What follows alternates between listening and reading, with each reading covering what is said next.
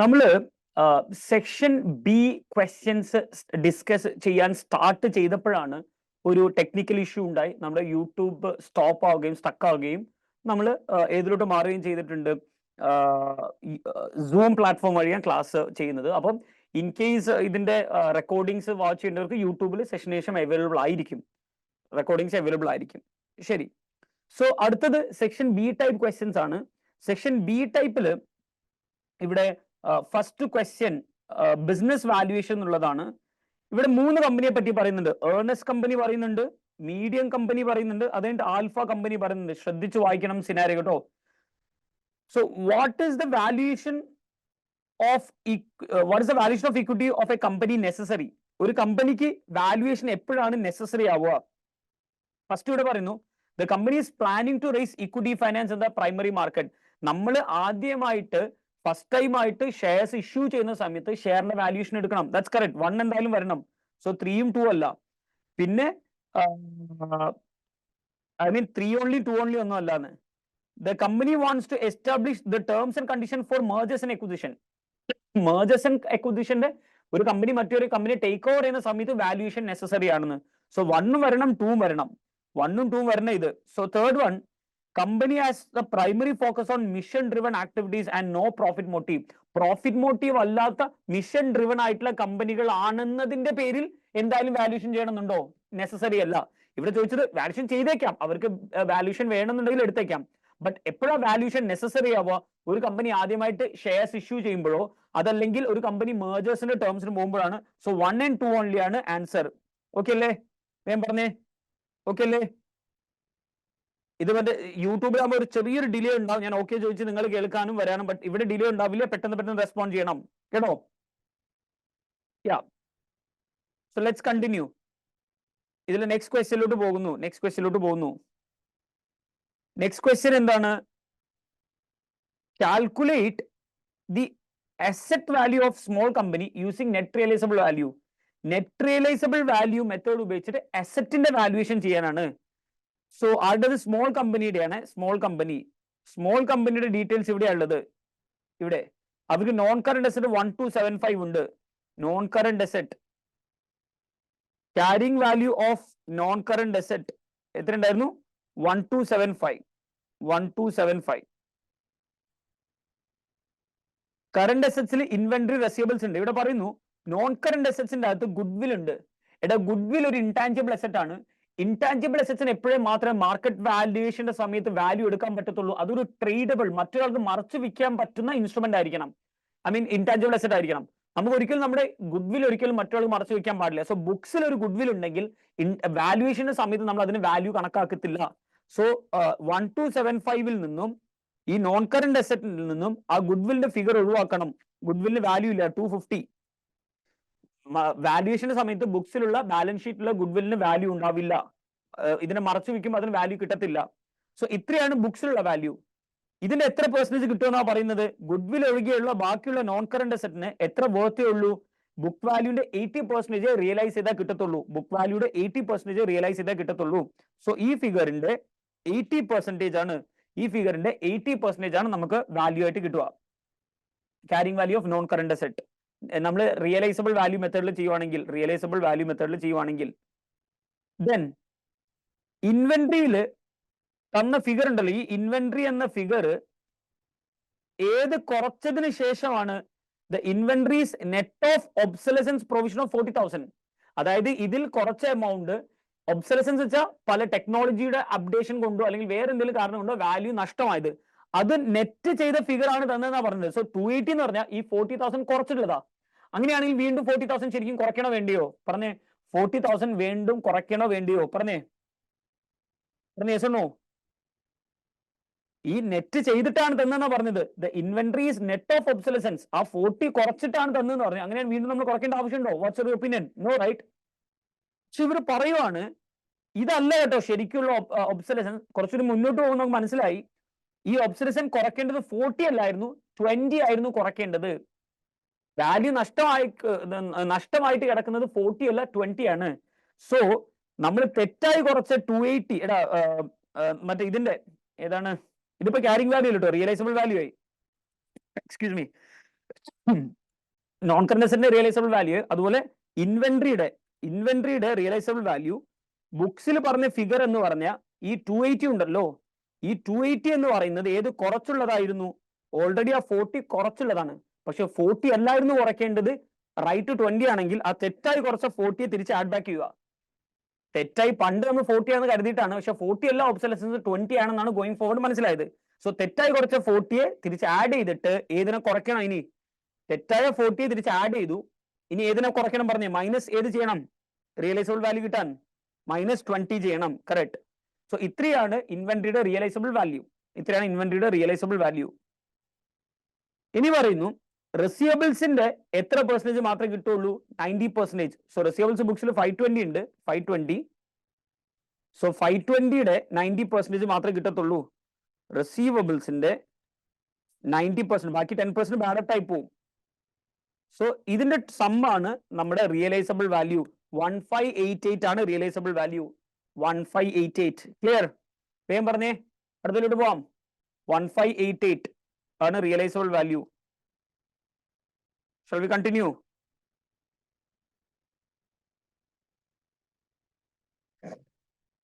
Yeah. എന്നാ continue ചെയ്യുന്നു.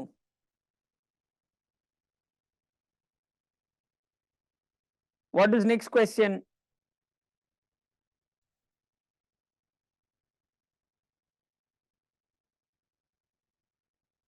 എടാ ഇതും പ്ലാറ്റ്ഫോമിൽ റോങ് ആൻസർ ആണ് കൊടുത്തതെന്നോ ലുബേബ്? എന്താ പ്ലാറ്റ്ഫോമിൽ ആൻസർ എന്താ? ഞാൻ പ്ലാറ്റ്ഫോമിൽ ആൻസർ മാറ്റി വെച്ചിട്ടുണ്ട്. Question number 16 or 17. ഗുഡ്വിൽ 1275 എന്ന് കുറച്ചു. ഇവര് 468 കൊടുത്തത്. അത് ഏതിന്റെ മാത്രം ആൻസർ ആണ്? റിസീവബിൾസിന്റെ മാത്രം ആൻസർ ആണ്. Okay, that's fine. നെക്സ്റ്റ് ക്വസ്റ്റ്യനിലോട്ട് പോകുന്നു. Calculate the market value using PE ratio method for the ordinary shares of medium company.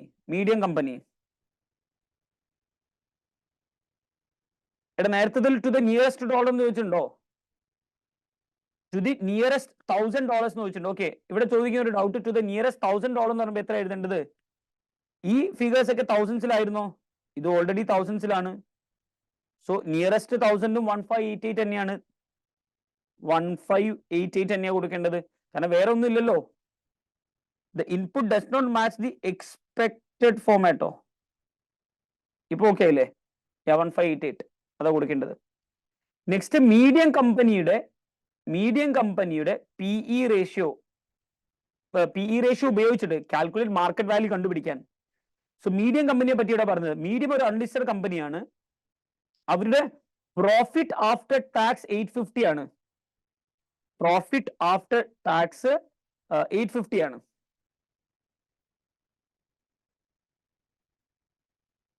എടാ ഇവിടെ ഓർഡിനറി ഷെയറിന്റെ പ്രൈസ് ആട്ടോ പറഞ്ഞത്. അപ്പൊ ഒരു ഷെയറിന്റെ പ്രൈസ് ആണ്, കമ്പനിയുടെ വാല്യൂ അല്ല. Calculate the market value of total equity ആണോ അല്ലെങ്കിൽ ഓർഡിനറി ഷെയറോ? ഷെയർ എന്ന് പറഞ്ഞാൽ ഒരു ഷെയർ ആയിട്ടില്ല നമ്മൾ കണക്കാക്കേണ്ടത്. സോ ഇവിടെ എന്താ പ്രോഫിറ്റ് ആഫ്റ്റർ ടാക്സ് ഗിവൺ ആണ്. Profit after tax 850,000. So profit after tax, this is actually earnings തന്നിട്ടുണ്ട്. എത്രയാണ്? 850,000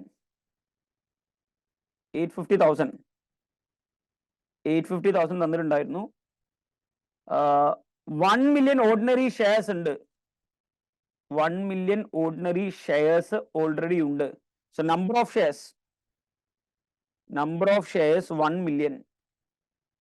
1 2 3. അപ്പൊ ഇത് വെച്ച് EPS കണ്ടുപിടിക്കാം. EPS, earnings divide by number of shares. EPS കണ്ടുപിടിക്കുന്ന നിർബന്ധമില്ല. ആദ്യം ടോട്ടൽ വാല്യൂലോട് കണ്ടുപിടിച്ച് നമ്പർ ഓഫ് ഷെയർസ് ഡിവൈഡ് ചെയ്താലും മതി. EPS കിട്ടി. ഇനി എന്ത് പറയുന്നു? ഇത് ഒരു സിമിലർ ലിസ്റ്റഡ് കമ്പനി ഉണ്ട്. അവരുടെ EPS 1.2, അവരുടെ PE റേഷ്യോ 10 ആണ്. PE റേഷ്യോ മതി. PE റേഷ്യോ 10 ആണ്. So earnings into PE ratio ആണ് share price. Earnings into PE ratio. So earnings into PE ratio 8.5 ആണ്. ഷെയർ പ്രൈസ് വരിക 8.5. Yes, correct. ഇതാണ് CB പ്ലാറ്റ്ഫോമിലെ ആൻസർ. 8.5 തന്നെയാണ് കിടക്കുന്നത്. ഇതെങ്ങനെ ഒരു ഷെയറിന്റെ ആണെന്ന് എനിക്ക് മനസ്സിലായി. മറ്റേത് market value of the business അല്ലെങ്കിൽ market value of the company അല്ലെങ്കിൽ വാല്യൂഷൻ ഓഫ് ദി ഇക്വിറ്റി എന്നാണ് പറയുക. ഇവിടെ പറഞ്ഞത് മാർക്കറ്റ് പ്രൈസ് ഓഫ് ഏതിന്റെ എന്നാണ് പറഞ്ഞത്? Market price of equity shares, equity എന്നാണോ പറഞ്ഞത് അല്ലെങ്കിൽ ഷെയർ എന്നല്ലേ പറഞ്ഞത്? ഷെയർ എന്ന് ചോദിച്ചാൽ നമ്മൾ ഒരു ഷെയറിന്റെ പ്രൈസ് ആണ് കാൽക്കുലേറ്റ് ചെയ്യേണ്ടത്. ക്ലിയർ അല്ലേ? ക്ലിയർ അല്ലേ? പറഞ്ഞേ, പറയടാ, സമയം നമുക്ക് പെട്ടെന്ന് പറയണം. നോക്ക് എത്രയായി? Yes, okay, good good. എന്നാ മുന്നോട്ട് പോകുന്നു. Next question. Which of the following correctly represent the value of alpha using discounted cash flow based method? Discounted cash flow based method ആൽഫയെ ചെയ്യാൻ. സോ ആൽഫ കമ്പനിയെ പറ്റി ഇവിടെ ഡീറ്റെയിൽസ്, ആൽഫയുടെ ക്യാഷ് ഫ്ലോസ് തന്നിട്ടുണ്ട്, year 1 2 3 4, അതിനുശേഷം ഇത്ര വെച്ച് ഗ്രോ ചെയ്യുമെന്ന് പറഞ്ഞിട്ടുണ്ട്. സോ ഞാൻ ഇത് ഉപയോഗിച്ച് വേഗം ചെയ്യാനായിട്ടാ സ്പ്രെഡ്ഷീറ്റ് ഉപയോഗിച്ചിട്ട് നമുക്ക് T1 T2 T3 T4 തന്നിട്ടുണ്ട്. T1 T2 T3 T4 ഇതിലെ ഫ്യൂച്ചർ ക്യാഷ് ഫ്ലോസ് തന്നു. ഫ്യൂച്ചർ ക്യാഷ് ഫ്ലോസ് എത്രയാണ്? T1ന്റെ ക്യാഷ് ഫ്ലോ തന്നത് 130. ഇവിടെയാണ് കേട്ടത്, ലാസ്റ്റ് ഇവിടെ താഴെ 130 180 130 180 210 and 240. ഇതാണ് ഫ്യൂച്ചർ ക്യാഷ് ഫ്ലോ. ഇതിനെ ഡിസ്കൗണ്ട് ചെയ്യുക, നമ്മുടെ റേറ്റും ഉണ്ട്. എത്ര ഡിസ്കൗണ്ടിങ് റേറ്റ് പറഞ്ഞത്? 11%. സോ ഡിസ്കൗണ്ടിങ് റേറ്റ് 11% വന്നാൽ ഡിസ്കൗണ്ടിങ് ഫാക്ടർ എടുക്കുക. അത് എവിടുന്ന് കിട്ടും? ഇവിടെ താഴെ ഫോർമുല ഷീറ്റിൽ നമുക്കത് അവൈലബിൾ ആയിരിക്കും. 11%, 0.9 ഇവിടെയാണ് 0.901, പിന്നെ 0.812, പിന്നെ 0.731, പിന്നെയോ 0.659. ഇതാണ് ഫ്യൂച്ചർ ക്യാഷ് ഫ്ലോ. സോ ഇതിന്റെയൊക്കെ പ്രസന്റ് വാല്യൂ കണ്ടുപിടിക്കുന്നു. Future cash flow into discounting rate. ഇതിന്റെ എല്ലാത്തിനും സം എടുത്താൽ പ്രസന്റ് വാല്യൂ ഓഫ് T1 തൊട്ട് T4 വരെയുള്ളത് കിട്ടും. സോ സം ഓഫ് ഇത് മൊത്തം എടുത്താൽ T1 തൊട്ട് T4 വരെയുള്ളത് കിട്ടി. പക്ഷെ ഒരു ബിസിനസ് എത്ര കാലം വരെ കണ്ടിന്യൂ ചെയ്യുന്നതാണ്? ബിസിനസ് വാല്യൂഷൻ എത്ര കാലം വരെ മുന്നോട്ട് പോകുമെന്നാണ് പറഞ്ഞേ. എങ്ങനെ കണ്ടിന്യൂ? T1 to T4 മാത്രമല്ല, ഏതുകൂടി ഉണ്ടാവും? ബിസിനസ് എത്ര കാലത്തോട്ടുള്ളതാണ് പറഞ്ഞേ?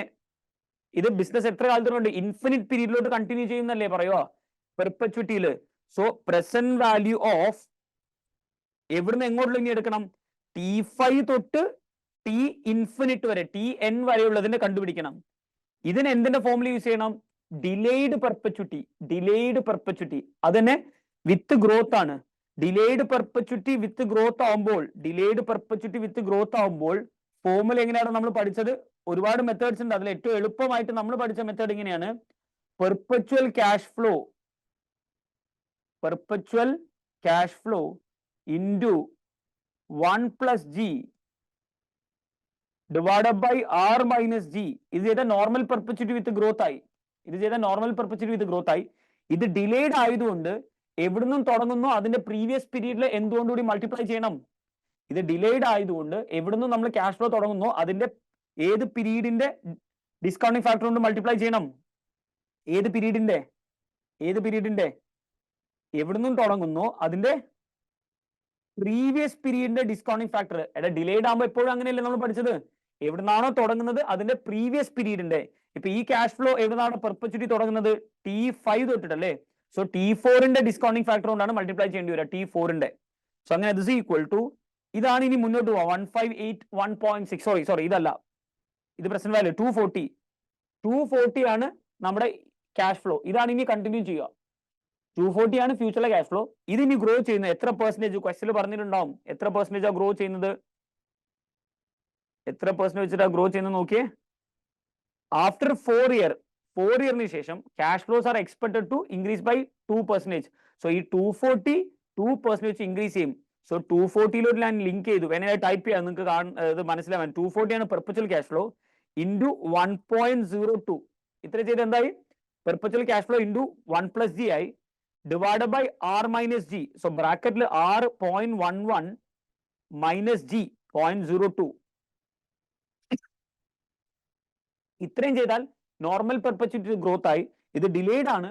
T5 നിന്നും തുടങ്ങുന്നുണ്ട്. T4 discounting factor multiply by 0.659 ഇതുകൂടി വരും. 240 perpetual cash flow into 1 plus g divided by r minus g delayed ആയതുകൊണ്ട് multiply by discounting factor of t4. So ഇത്രയും പ്രസന്റ് വാല്യൂ ആണ് ഏതിൻ്റെത് t5 to tn.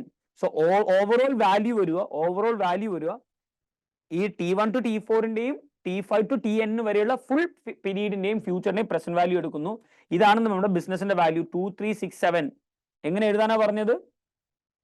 നിയറസ്റ്റ് ഇതാണ് 2367. Clear അല്ലേ പറഞ്ഞേ? Okay or not? വേഗം പറഞ്ഞേ.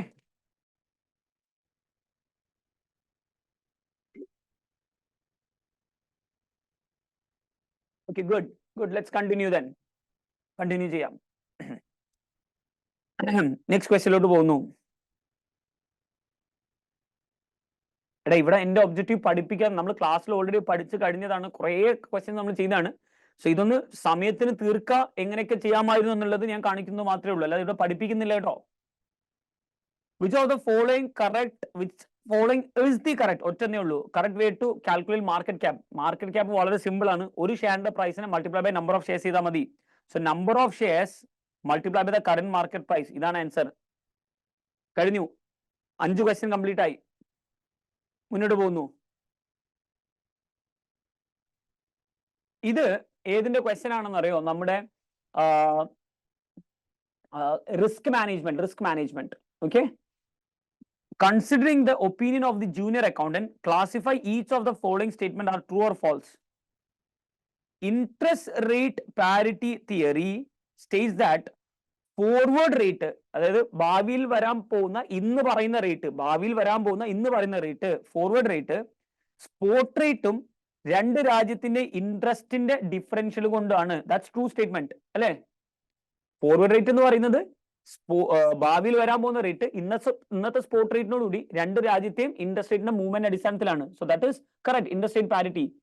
ഇതേ സാധനം ഇൻഫ്ലേഷൻ കൊണ്ട് ആണെങ്കിൽ എന്താ നമ്മൾ പറയുക? ഇതേ ഐറ്റം ഇൻഫ്ലേഷനെ കൊണ്ടായിരുന്നുവെങ്കിൽ, രണ്ട് രാജ്യത്തിന്റെ ഇൻഫ്ലേഷൻ എന്നാണ് യൂസ് ചെയ്യുന്നതെങ്കിൽ അത് ഏത് പാരിറ്റി തിയറിയാണ് പറഞ്ഞേ? ഇൻഫ്ലേഷൻ ആയിരുന്നെങ്കിൽ ഏത് പാരിറ്റിയാണ് പറഞ്ഞേ? കമന്റിൽ പറഞ്ഞേ. Purchasing power parity theory. Good. Purchasing power parity. ഇനി M company will receive more dollar, കുറെ പൈസ കിട്ടും, അയാൾക്ക് ഗെയിൻ ആയിരിക്കുന്ന പറയുന്നത് ഇഫ് യൂറോ ഡെപ്രീഷിയേറ്റ് ചെയ്താൽ. ഞാൻ എഗെയിൻ പറയുന്നു, ഒരേ ഒരു കാര്യം പഠിക്കാനേ പറഞ്ഞിട്ടുള്ളൂ, പഠിക്കാൻ പറഞ്ഞിട്ടുള്ളൂ. എക്സ്പോർട്ടർക്ക് എന്താണെങ്കിൽ പറഞ്ഞേ, എക്സ്പോർട്ടർക്ക് ഹോം കറൻസി എന്തായാൽ, നമ്മൾ ഒരേ കാര്യം പഠിക്കാൻ പറഞ്ഞേ, എക്സ്പോർട്ടർക്ക് ഹോം കറൻസി എന്തായാലാ ലോസ് വരുക? പറഞ്ഞ ഒന്നുകൂടിയും. എക്സ്പോർട്ടർക്ക് ഹോം കറൻസി എന്തായാലാണ്? സ്ട്രോങ് ആയാൽ, ഹോം കറൻസി സ്ട്രോങ് ആയാൽ ഇയാൾക്ക് ലോസ് സംഭവിക്കും. ഇവിടെ പറയുവാണ് മെക്രിഗറിന് ഗെയിൻ ആയിരിക്കുന്ന പറഞ്ഞത്. നോക്കാം. McGregor is based out of the country Zealand. So മെക്രിഗറിന്റെ ഹോം കറൻസി ഡോളർ ആണ്. മെക്രിഗറിന്റെ ഹോം കറൻസി ഡോളർ ആണ്. The company has supplied goods to its customer in the Europe. So ഇയാൾ ഒരു എക്സ്പോർട്ടർ അല്ലേ, ഗുഡ്സ് അങ്ങോട്ട് എടുത്താൽ. സോ എക്സ്പോർട്ടർ ആണ്. അവര് പൈസ തരാനുള്ളത് യൂറോയിലാണ്. So foreign currency euro. So ഈ കഥ തന്നെയാണ്, എക്സ്പോർട്ടർ കഥയാണ്.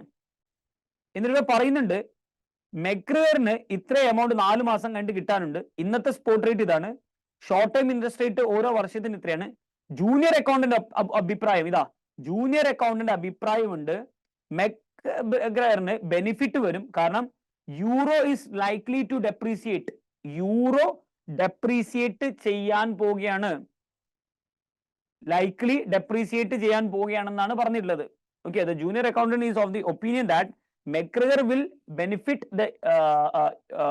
Benefit as the euro is likely to depreciate. നോക്ക്, ഏത് രാജ്യത്താണ് ഇൻട്രസ്റ്റ് റേറ്റ് കൂടുതലുള്ളത്? The short term interest rate Zealand and Euro are 1.9% ആണ്. സീലോയില് 3.75% ആണ്. ഇവിടെ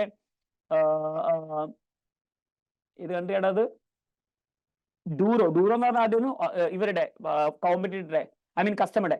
സോ കസ്റ്റമറുടെ കറൻസി കുറെ ഇൻഫ്ലേഷൻ അല്ലെങ്കിൽ കുറെ ഇൻട്രസ്റ്റ് റേറ്റ് വരും, അവരുടെ വീക്കൺ ചെയ്യും. ഈ പറഞ്ഞ കാര്യം കറക്റ്റ് ആണ്. യൂറോ ഡെപ്രീഷിയേറ്റ് ചെയ്യും 4 മാസം കഴിഞ്ഞ്. സോ യൂറോ ഡെപ്രീഷിയേറ്റ് എന്ന് പറഞ്ഞു കഴിഞ്ഞാൽ ഹോം കറൻസി എന്താവുന്നതാണ് മീനിങ്? പറഞ്ഞേ. ഹോം കറൻസി ആയ ഡോളർ എന്താവുന്ന മീനിങ്? സ്ട്രോങ് ആവുന്നല്ലേ? സോ ഇതുകൊണ്ട് ഇയാൾക്ക് ലോസ് അല്ലേ സംഭവിക്കുക, ഇയാൾക്ക് ലോസ് അല്ലേ സംഭവിക്കുക. ഈ സിറ്റുവേഷൻ ഉണ്ട്. ജൂനിയർ അക്കൗണ്ടന്റ് എന്താ പറഞ്ഞത്? McGregor will receive more dollar if euro will depreciate. So true or false? True or false പറഞ്ഞേ. ഹോം യൂറോ എന്ന ഫോറിൻ കറൻസി ഡെപ്രീസിയേറ്റ് ചെയ്യുന്നു എന്ന് പറഞ്ഞതിന് പകരം ഹോം കറൻസി ആയ ഡോളർ സ്ട്രെങ്തൻ ആവുമെന്ന് പറഞ്ഞാലും പോരെ, ഓപ്പോസിറ്റ്. സോ നമുക്ക് എന്താണ് ലോസ് ആണ് സംഭവിക്കുക, ഇതിൽ ഗെയിൻ കിട്ടുമെന്നാണ് പറഞ്ഞുള്ളത്. So this statement is false, this statement is false. ഞാൻ വീണ്ടും പറയുന്നു, ഇതിനു വേണ്ടി ഈ ഒരൊറ്റ ഒരു കാര്യം നിങ്ങൾ പഠിച്ചാൽ മതി, ഈ ഒരൊറ്റ ഒരു കാര്യം പഠിച്ചാൽ മതി. ക്ലിയർ അല്ലേ? ക്ലിയർ അല്ലേ? ഇതിപ്പോ രണ്ടാമത്തെ ക്വസ്റ്റ്യൻ ആണ്, ഈ കൺസെപ്റ്റ് ഉപയോഗിച്ച് രണ്ടാമത്തെ ക്വസ്റ്റ്യൻ ആണ് ടെസ്റ്റ് ചെയ്തത്. ക്ലിയർ അല്ലേ മക്കളെ? നമ്മൾ ക്ലാസ്സിൽ ഇതിന് മുമ്പും ചെയ്തിട്ടുണ്ട്, ഒരു 3-4 ക്വസ്റ്റ്യൻ സിമിലർ ചെയ്തിട്ടുണ്ട്. Yes, okay. എന്നാ മുന്നോട്ട് പോകുന്നു. എടാ only 2 students commented yes. What about others? അസ്നയും ആഷ്ലിയും പറഞ്ഞു okay. What about others? Angel good. ഞാൻ കമന്റ് പറഞ്ഞേ യാ. എന്നാൽ അടുത്ത ക്വസ്റ്റ്യനിലോട്ട് പോകുന്നു.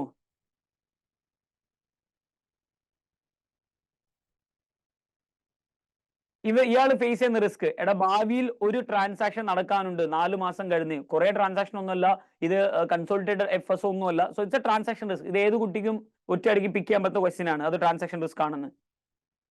Next, what will be the 4-month exchange rate? 4 മാസം കഴിഞ്ഞിട്ടുള്ള എക്സ്ചേഞ്ച് റേറ്റ് എന്തായിരിക്കും?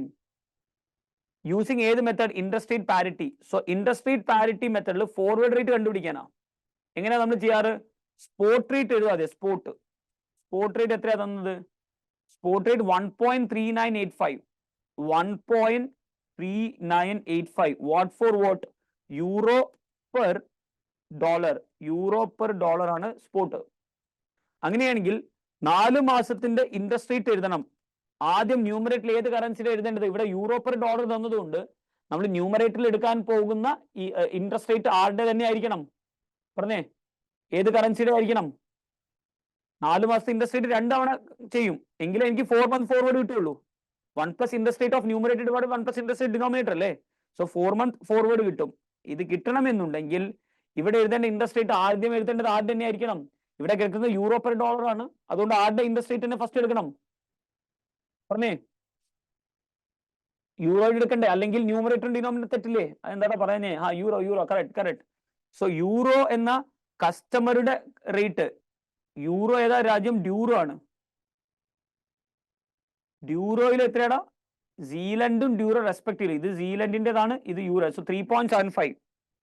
And do remember, interest rate ഒക്കെ എപ്പോഴും എങ്ങനെയാണ് തരാറ്? ഇൻട്രസ്റ്റ് റേറ്റ് ഒക്കെ എപ്പോഴും എങ്ങനെയാ തരാറ്? ഇൻട്രസ്റ്റ് റേറ്റിൽ എപ്പോഴും 4 months ആണോ? അല്ല, എപ്പോഴും എന്താ തരുന്നത്? 1 year. സോ നമുക്ക് പെർ ആനത്തിന് എന്ത് ചെയ്യണം? 4/12 മാറ്റണം. അതേപോലെ അടുത്തത് എത്രയാടാ? 1.90. 1.90% into 4/12. So forward rate is equal to S0 into bracket 1 plus 4 months interest rate of numerator currency divided by 1 plus 4 month interest rate of denominator currency. ഇതാണ് വരിക. S0 into 1 plus interest rate 4 months interest rate of numerator currency ആയ euro divided by 1 plus 4 month interest rate of denominator currency. So 1.407 ആണ് കിടക്കുന്നത്. So nearest 4071. കാരണം 4 ഡെസിമൽസിലോട്ട് round of ചെയ്താൽ, ഇതിനെ 4 ഡെസിമൽസിലോട്ട് round of ചെയ്താൽ 4071 കിട്ടും. ഓക്കെ, ന്യൂമറേറ്റർ ഫോറിൻ കറൻസി ചിലപ്പോൾ ഇങ്ങനെ തരാം. എടാ ഇതെങ്ങാനും ഡോളർ പെർ യൂറോ ആയിരുന്നു തന്നതെങ്കിൽ ഇങ്ങനെ തരാം, 4/4 തരാം. ചിലപ്പോ അങ്ങനെ ആയിരുന്നു തന്നതെങ്കിൽ നമ്മൾ എന്ത് ചെയ്യണം? ഇത് നേരം ഇത് താഴെയും ഇത് മുകളിലും വരും, നേരെ അങ്ങോട്ടും ഇങ്ങോട്ടും മാറും. അത്ര മാത്രമേ വ്യത്യാസം വരുള്ളൂ ജിത്തു. ഇത് മുകളിലും ഇത് താഴെ അങ്ങോട്ടും ഇങ്ങോട്ടും മാറും, ന്യൂമറേറ്റർ ഡിനോമിനേറ്റർ മാറും. ഇത് മാറുമ്പോൾ അതേമാതിരി ഓട്ടോമാറ്റിക്കലി മാറും. ഓക്കെ, വന്നേക്കാം. ഓക്കെ ആണോ ജിത്തു?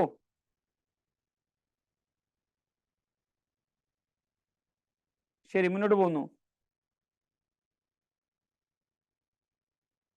Next question. എടാ ഞാൻ നിങ്ങളോട് നമ്മുടെ ക്ലാസ് സെഷന്റെ റിവിഷൻ ഫേസിന്റെ സമയത്ത് പറഞ്ഞിരുന്നു, റിസ്ക് മാനേജർ നമ്മൾ മൊത്തമായിട്ട് പഠിച്ചു കഴിഞ്ഞു. ഒരു ഓപ്പൺ ചെയ്യുന്ന പൊസിഷൻ ഉണ്ട്, ബൈ ആണോ സെൽ ആണോ എന്ന് നോക്കുന്നത്, ഒരു കണ്ടന്റ് പഠിപ്പിക്കാനുണ്ടെന്ന് പറഞ്ഞില്ലായിരുന്നോ? ടുമോറോ മോർണിംഗ് 9 നമുക്ക് എന്തുണ്ട്? 9:30 9:30 ഞാൻ റിസ്ക് മാനേജ്മെന്റ് ഒരു എക്സ്ട്രാ ലൈവ് വെച്ചിട്ടില്ലേ, അവിടെ ഞാൻ ഈ ഓപ്പണിംഗ് സെഷൻ പഠിപ്പിക്കും. റൈറ്റ് നോ നമ്മുടെ സെഷൻസ് അറ്റൻഡ് ചെയ്യാത്തവരുണ്ട്, അവരോട് ജസ്റ്റ് പറയുന്നു നമ്മളൊരു ഫോർവേഡ് റേറ്റ് മേടിക്കണം, ബാങ്കിൽ പോയിട്ട് ഒരു ഫോർവേഡ് റേറ്റ് മേടിക്കണം. എന്തിന്? യൂറോനെ സെല് ചെയ്യാൻ. അത് എന്തുകൊണ്ടാന്ന് വെച്ച് കഴിഞ്ഞാൽ ജസ്റ്റ് പറയുന്നേ, ജസ്റ്റ് ഒന്ന്, ഭാവിയിൽ നമുക്ക് യൂറോ പൈസ ആയിട്ട് കിട്ടും, നമുക്ക് ഭാവിയിൽ യൂറോ കയ്യിലോട്ട് കിട്ടും. നമ്മുടെ രാജ്യത്ത് യൂറോ സ്പെൻഡ് ചെയ്യാൻ പറ്റില്ല, നമ്മുടെ രാജ്യത്ത് യൂറോ സ്പെൻഡ് ചെയ്യാൻ പറ്റില്ല. അപ്പൊ നമ്മൾ ബാങ്ക് കൊണ്ടുപോയിട്ട് യൂറോനെ എന്ത് ചെയ്യും? സെല്ല് ചെയ്യാനുണ്ട്. അതുകൊണ്ട് ഇന്നെ സെല്ല് ചെയ്യാനുള്ള ഒരു റേറ്റ് കറൻസി, ഇന്ന് പോയിട്ട് ബാങ്കിൽ പോയിട്ട് ഞാൻ ഒരു ഫോർവേഡ് റേറ്റ് അഗ്രിമെന്റ് ബൈ ചെയ്യുന്നു ബാങ്കിനോട്. ഇന്ന് തന്നെ ബാങ്കിൽ പോയിട്ട് നമ്മൾ ഫോർവേഡ് റേറ്റ് അഗ്രിമെന്റ് മേടിക്കുന്നു. എന്തിനുള്ള അഗ്രിമെന്റ് മേടിക്കുക? എനിക്ക് കുറച്ചു കാലം കഴിഞ്ഞ് യൂറോ എന്റെ കയ്യിലോട്ട് വരും, ആ യൂറോ ഞാൻ ഇവിടെ കൊണ്ടുപോയി വിറ്റോളാം. ഇതാണ് റൈറ്റ് ആൻസർ, ഇതാണ് റൈറ്റ് ആൻസർ വരിക. ഇത് ഓൾറെഡി നമ്മുടെ നോർമൽ ക്ലാസ് അറ്റൻഡ് ചെയ്യാത്ത കുട്ടികൾ ഉണ്ടെങ്കിൽ അവർ ചിലപ്പോൾ ഇത് പഠിച്ചു വെച്ചിട്ടുണ്ട്. ഓപ്പണിംഗ് ചിലപ്പോൾ ഇവിടെ ഒന്നും എത്തില്ല, ബട്ട് ഇങ്ങനെ ഒരു സംഗതി ഇവിടെ ഉണ്ടെന്ന് മനസ്സിലാക്കുക. ഓപ്പൺ ചെയ്യുന്ന പൊസിഷൻ അത് എന്തുകൊണ്ടാണ്? ഇത് റെസിപ്റ്റ് ക്വസ്റ്റൻ ആയതുകൊണ്ടാവും. എടാ ഇവിടെ ഏത് കറൻസി? നമ്മുടെ ഹോം കറൻസി ഡോളർ അല്ലേ? ഞാൻ ഒന്നുകൂടി സ്ലോ ഡൗൺ ചെയ്തിട്ട് പറയാം. ഇവിടുത്തെ ഹോം കറൻസി ഡോളർ ആണ്, ഫോറിൻ കറൻസി യൂറോ ആണ്. 4 മാസം കഴിഞ്ഞ് ഇതാണ്, ഈ യൂറോ ആണ് നമ്മൾ റിസീവ് ചെയ്യുക. ഇത് ബാങ്കിൽ കൊണ്ടുപോയിട്ട് നിങ്ങൾ എന്താ ചെയ്യുക?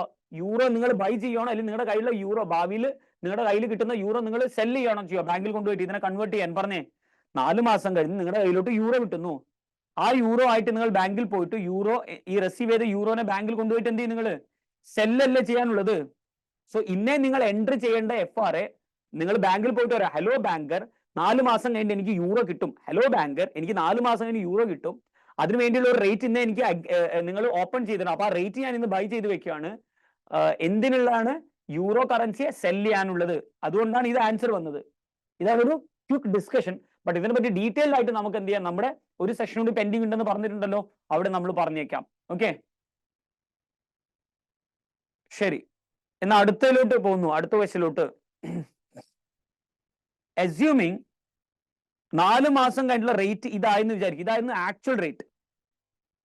നമ്മള് ഒരു ഫോർവേഡ് റേറ്റിൽ എൻട്രി ചെയ്തായിരുന്നു, ഈ 1.3995 എന്ന റേറ്റിൽ എൻട്രി ചെയ്തിരുന്നു. അപ്പൊ നമുക്ക് കിട്ടുന്ന gain or loss if it had hedged, so amount received ഇതാ നമുക്ക് കിട്ടുക അണ്ടർ ഫോർവേഡ് പ്രകാരം എത്ര എമൗണ്ട് കിട്ടും നമുക്ക്? ഓക്കെ, നമ്മൾ ഫോർവേഡിൽ എൻട്രി ചെയ്തിട്ടുണ്ട്, അത് പ്രകാരം നമ്മൾ ലോക്ക് ചെയ്ത് എത്ര എമൗണ്ട് കിട്ടും? എത്ര മില്യൺ ആണ്? ഇത് നിയറസ്റ്റ് ഡോളർ എമൗണ്ട് ഫുൾ എമൗണ്ടിൽ ചെയ്യാം. 2.1 മില്യൺ ആ. 2.1 മില്യൺ എന്ന് പറഞ്ഞാൽ 20 ലക്ഷമാണ് 2 മില്യൺ. സോ 2.1 എന്ന് പറഞ്ഞാൽ 21 ലക്ഷം വരും. 1 2 3 21 lakh, correct? Yeah, 21 lakh. ഇത്രയാണ് യൂറോ എനിക്ക് കിട്ടുക. ഞാൻ ഫോർവേഡിൽ എൻട്രി ചെയ്തുകൊണ്ട് ഏത് റേറ്റിലാണ് നമ്മൾ ലോക്ക് ആവുക? ഈ റേറ്റിൽ 1.3995 ഫോർവേഡ് റേറ്റ്. ഇടത് യൂറോ പെർ ഡോളറാണ് കേട്ടോ കിടക്കുന്നത്. അതൊന്നും ഇവിടെ കറക്റ്റ്ലി കൊടുത്തിട്ടില്ല, ഇവിടെ ചെറിയ മിസ്റ്റേക്ക് ഉണ്ട്, കറക്റ്റ്ലി കൊടുക്കണമായിരുന്നു. ഇവിടെ എങ്ങനെയാ കൊടുത്തത്? റേറ്റുകളെല്ലാം യൂറോ പെർ ഡോളർ ആണ്. ഇത് അതുപോലെ തന്നെയാണ് നമ്മൾ വിശ്വസിക്കുന്നു. 1.3995. സോ ഡോളറിലോട്ട് മാറ്റാൻ ഡിവൈഡ് ചെയ്യണം. 1.3995 ഇത്രയും പൈസയാണ് നമുക്ക് കിട്ടുക. ഇതാണ് കിട്ടിയിട്ടുണ്ടാവുക. ഓക്കെ അല്ലേ?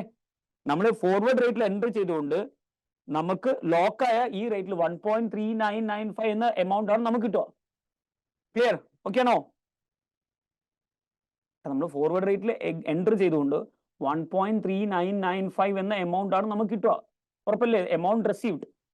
ഓക്കെ, അടുത്തത് amount would have been received. നമുക്ക് കിട്ടുമായിരുന്നു ഇഫ് നോ ഹെഡ്ജ്. നമ്മൾ ഹെഡ്ജ് ചെയ്തില്ലായിരുന്നെങ്കിൽ, ഞാൻ ഹെഡ്ജ് ഒന്നും ചെയ്തില്ലായിരുന്നെങ്കിൽ എനിക്ക് കിട്ടേണ്ടിയിരുന്ന എമൗണ്ട്, ഹെഡ്ജ് ചെയ്തില്ലെങ്കിൽ 4 മാസം കഴിഞ്ഞിട്ട് ഏത് റേറ്റിലാണ് വരുന്നത് അതിലല്ലേ എമൗണ്ട് വരിക. ഇതേ എമൗണ്ട് കോപ്പി പേസ്റ്റ് ചെയ്തിട്ട് ഈ റേറ്റിന് പകരം ഈ റേറ്റിലല്ല കൺവേർഷൻ നടക്കുക. ഞാൻ ഹെഡ്ജ് ചെയ്തില്ലായിരുന്നെങ്കിൽ 4 മാസം കഴിഞ്ഞിട്ട് വരാൻ പോകുന്ന റേറ്റ് ഇതല്ലേ, 1.4070. ഇതുകൊണ്ടല്ലേ ഡിവൈഡ് ചെയ്യുക. സോ 1.4070 ഈ റേറ്റ് ആണ് വരിക. 1.4070 എന്ന് പറഞ്ഞ റേറ്റ് വരും. 1.4070. സോ എനിക്ക് ഇത്ര എമൗണ്ട് കിട്ടുള്ളൂ. സോ ഞാൻ ഹെഡ്ജ് ചെയ്തുകൊണ്ട് എനിക്ക് എമൗണ്ട് റിസീവ്ഡ് മോർ ആണോ ലെസ് ആണോ? ഹെഡ്ജ് ചെയ്തതുകൊണ്ട് ഫോർവേഡ് ഉപയോഗിച്ച് ഹെഡ്ജ് ചെയ്തതുകൊണ്ട് 4 മാസം കഴിഞ്ഞിട്ട് വരേണ്ട റേറ്റിനേക്കാളും എനിക്ക് കിട്ടിയ എമൗണ്ട് മോർ ആണോ ലെസ് ആണോ? മോർ അല്ലേ? സോ എത്രത്തോളം മോർ ഉണ്ടോ അത്രയും ഗെയിൻ ആണ്. എത്ര ഗെയിൻ ഉണ്ട്? 1500 മൈനസ് 1429, ഇത്ര എമൗണ്ട് ഗെയിൻ ആണ്. ഇത്രയും എമൗണ്ട് നമുക്ക് ഗെയിൻ ആണ്. നിയറസ്റ്റ് ഡോളറിലോട്ട് മാറ്റാൻ പറഞ്ഞാൽ 7999. 7999 ആണ് ഇവിടെ ആൻസർ കൊടുക്കേണ്ടത്. 7999. ക്ലിയർ? ക്ലിയർ അല്ലേ? ഞാൻ പറഞ്ഞേ. എനിക്ക് തോന്നുന്നു ഇതോടുകൂടി 5 വർഷം കഴിഞ്ഞെന്ന് തോന്നുന്നു. ഫോർവേഡ് റേറ്റിൽ എൻട്രി ചെയ്തുകൊണ്ട് ഇത്ര എമൗണ്ട് എനിക്ക് കിട്ടും. ഫോർവേഡ് റേറ്റ് എടുത്തില്ലായിരുന്നെങ്കിൽ ഇതാ ഇത്രേ കിട്ടുള്ളൂ. സോ ഫോർവേഡ് എടുത്തതുകൊണ്ട് എത്ര എമൗണ്ട് കൂടുതൽ കിട്ടി? 7999.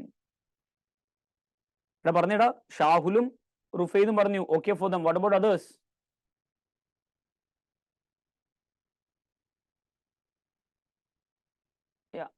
Good good. സോ ഇതോടുകൂടി റിസ്ക് മാനേജ്മെന്റ് ക്വസ്റ്റ്യൻ അവിടെ കംപ്ലീറ്റ് ആയി. ഇനി അടുത്തത് വർക്കിംഗ് ക്യാപിറ്റൽ ക്വസ്റ്റ്യൻ ആണ്. വർക്കിംഗ് ക്യാപിറ്റൽ ക്വസ്റ്റ്യൻ വളരെ സിമ്പിൾ ആണെടാ. Receivable collection period. Receivable collection period എന്ന് പറഞ്ഞാൽ receivables divided by credit sales ആണ്. സോ റിസീവബിൾസ് തന്നിട്ടുണ്ട്, ക്രെഡിറ്റ് സെയിൽസ് തന്നിട്ടില്ല. അത് 75% ആണ്. സെയിൽസാ തന്നത്. സോ റിസീവബിൾസ് ഞാൻ ഇവിടെ ചെയ്യുന്നുള്ളേ. Receivables 450. Receivables 450 divide by credit sale. Credit sales പറഞ്ഞാൽ ഇപ്പോൾ സെയിൽസ് 1500 ആണ്. അതിന്റെ 75%. 1500ന്റെ 75%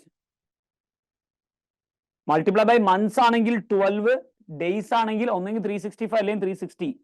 ഒന്നും ഇവിടെ പറഞ്ഞിട്ടില്ല, പറഞ്ഞിട്ടുണ്ട് 365. So multiply by 365. So 146 days ആണ് റിസീവബിൾ ഡേയ്സ്. 146 ഡേയ്സ് ആണ് receivable divide by credit sales into 365. അടുത്ത ക്വസ്റ്റിലോട്ട് പോകുന്നു. പേയബിൾസ് പറഞ്ഞാൽ payable divide by credit purchase ആണ്. പർച്ചേസ് 60% ആണ് ക്രെഡിറ്റ് എന്ന് പറഞ്ഞിട്ടുണ്ട്. സോ 180 ഡിവൈഡ് ബൈ 1200ന്റെ 60% multiply by 365. 91.25.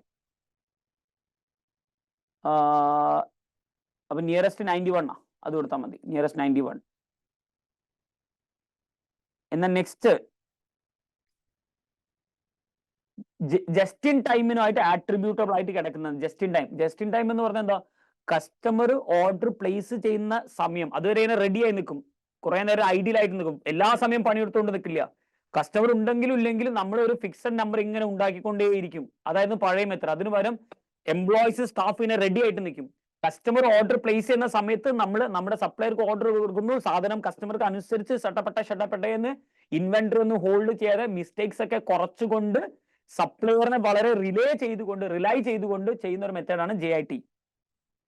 JIT aims to make production process flexible by making it responsive to customer requirement. Correct അല്ലേ? കസ്റ്റമർ റിക്വയർമെന്റിന്റെ ആവശ്യം മനസ്സിലാക്കി അതിന് റെസ്പോൺസ് ചെയ്തുകൊണ്ട് പ്രൊഡക്ഷൻ പ്രോസസ്സിനെ ഫ്ലെക്സിബിൾ ആക്കുക. നേരത്തെ എന്തെങ്കിലും ഉണ്ടാക്കി വെക്കുന്നതല്ല, പ്രൊഡക്ഷൻ പ്രോസസ്സ് ഫ്ലെക്സിബിൾ ആക്കുക. കസ്റ്റമർ എന്താ വേണ്ടത്? നിങ്ങൾക്ക് ഇങ്ങനെ വേണോ, അങ്ങനെ വേണോ, എങ്ങനെ വേണോ എന്ന് വെച്ചാൽ അതിനെ ഫ്ലെക്സിബിൾ ആക്കി വെക്കുന്ന ഒരു സിസ്റ്റമാണ് കസ്റ്റമറുടെ ആവശ്യത്തിനനുസരിച്ച്. 1 റൈറ്റാ.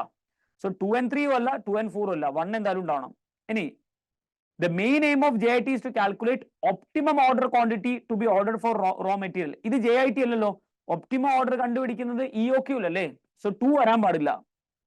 1 വേണം, 2 വരാൻ പാടില്ല. So 1 and 3, 1 and 4. Okay. The system aims to reduce capital tied in inventory. ഇൻവെന്ററിയിൽ കെട്ടിക്കിടക്കുന്ന ക്യാപിറ്റലിനെ ഒഴിവാക്കുക എന്നാണ് ഇതിലൂടെ ട്രൈ ചെയ്യുന്നത്. That's also correct. So 1 and 3 ആണ് ആൻസർ. 1 and 3. എന്തുകൊണ്ട് 4 അല്ല? JIT manufacturer looks a single supplier who can provide low price rather than high quality frequent reliable deliveries.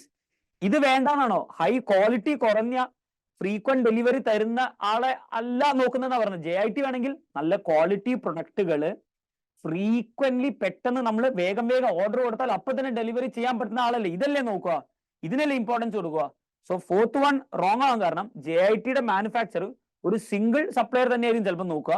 Price കുറവാക്കുമെന്നല്ല നോക്കേണ്ടത്. ഞാൻ കസ്റ്റമർ റെഡിയാണ്, അയാൾക്ക് ഇഷ്ടപ്പെട്ട സാധനം മേടിക്കാൻ റെഡിയാണ്. സോ അതിനനുസരിച്ചുള്ള ഒരു കോട്ട് നമ്മൾ കൊടുക്കുന്നു. സോ ഞാൻ ഓർഡർ കൊടുത്താൽ പെട്ടെന്ന് സാധനങ്ങൾ എത്തിക്കാൻ പറ്റുന്ന, ക്വാളിറ്റിയുള്ള സാധനം എത്തിക്കാൻ പറ്റുന്ന റിലയബിൾ ആയിട്ടുള്ള സപ്ലയറിനെയാണ് JIT. സോ ആൻഡ് 4 അവർ പറഞ്ഞത് അതല്ല എന്നുള്ളതാ, അതിന് ഇമ്പോർട്ടൻസ് ഇല്ല എന്നാ പറഞ്ഞത്. So 4th one is wrong. അവർ പറഞ്ഞത് 1 and 3 ആണ് റൈറ്റ്. ഓക്കെ അല്ലേ? Is it okay?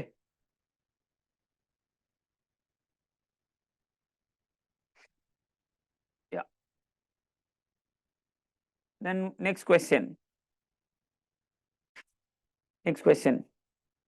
EOQ കണ്ടുപിടിക്കാൻ, EOQ കണ്ടുപിടിക്കാൻ നമുക്ക് എന്തൊക്കെയാ വേണ്ടിയിരുന്നത് പറഞ്ഞേ? EOQ കണ്ടുപിടിക്കാൻ വേണ്ട ഏതൊക്കെയായിരുന്നടാ? ഒന്ന് ആനുവൽ ആനുവൽ ഡിമാൻഡ്, പിന്നെ CO വേണം, CH വേണം, right. The monthly requirement of material is 5,000 units. ഇത് മന്ത്ലി ആകുന്നത്, നമുക്ക് ആനുവൽ ആക്കണം. സോ 5,000 ഇൻറ്റു എത്ര ചെയ്യണം മക്കളെ? 5,000 ഇൻറ്റു എത്ര ചെയ്യണം? ഇത് മന്ത്ലി ആണ്, ആനുവൽ ഡിമാൻഡിലോട്ട് മാറ്റാൻ 12 ആക്കണം. ഒരു ഓർഡറിന്റെ റേറ്റ് തന്നിട്ടുണ്ട്, പെർ ഓർഡർ 175.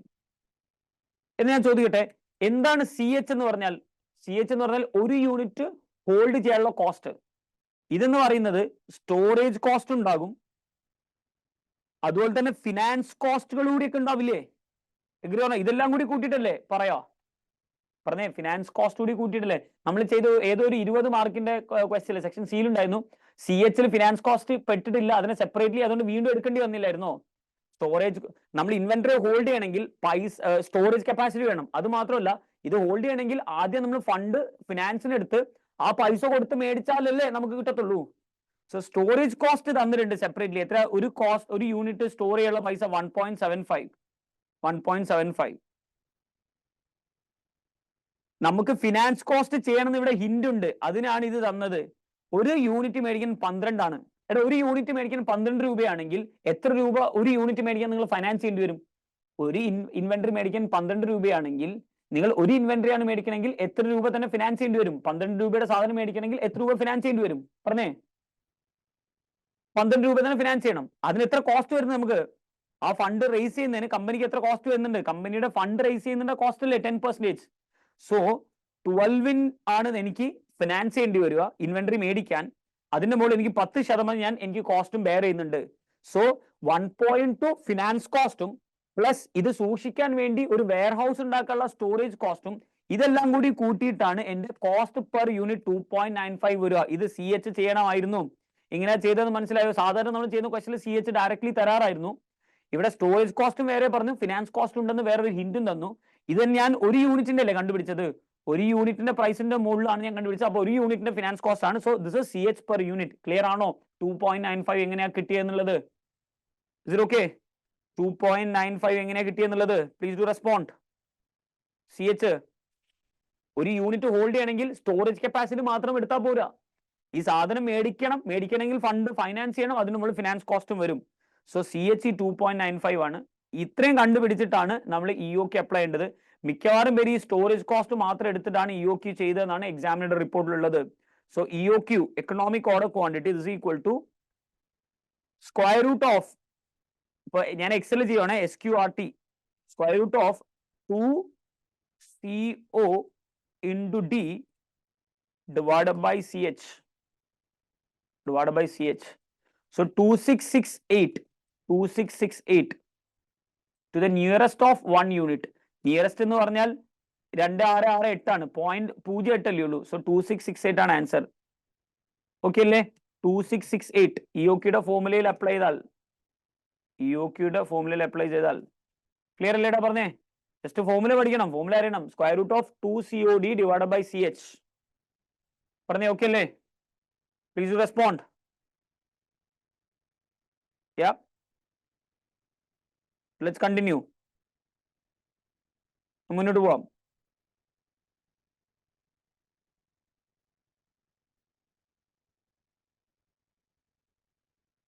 എന്നാൽ അടുത്ത ക്വസ്റ്റിലോട്ട് പോകുന്നു. സെക്ഷൻ B കഴിയാറായി. ഒരു ക്വസ്റ്റ്യൻ കൂടി. എന്നാൽ സെക്ഷൻ C അടിപൊളി ക്വസ്റ്റ്യൻസ് നമ്മൾ നല്ല രീതിയിൽ ചെയ്യാം. അസ്യൂമിങ് 360 ഡേയ്സ് ആണ് ഇവിടെ അസ്യൂം ചെയ്യാൻ പറഞ്ഞത്. എടാ ഇവിടെ പറഞ്ഞത് 365 ആണ്, ബട്ട് ഇത് ചെയ്യുമ്പോൾ 360 ഡേയ്സ് ഞാൻ പറഞ്ഞു. What is the annual effective cost of discounting? Annual effective rate എങ്ങനെയാ കണ്ടുപിടിക്കുക? Annual effective rate 1 plus discount divided by 100 minus discount power of n, where n is equal to 360 divided by early period. എത്ര നേരത്തെ തരുന്നോ അത് അല്ലെ? ഈ formula നമ്മൾ പഠിച്ചല്ലേ cost of ഡിസ്കൗണ്ടിന് വേണ്ടിയിട്ട്? പറഞ്ഞിടാ അല്ലേ? ശരി. അപ്പൊ ഇവിടെ പറയുവാണെങ്കിൽ ഇവിടെ ഡിസ്കൗണ്ട് എത്രയാണ്ടാ? ഡിസ്കൗണ്ട് എത്ര പെർസെന്റേജാ? 1.5%. 1.5% ഡിസ്കൗണ്ട്. 1.5% ആണ് ഡിസ്കൗണ്ട്. 1.5%. ഒരു മിനിറ്റ് ഇടാ. 1 second.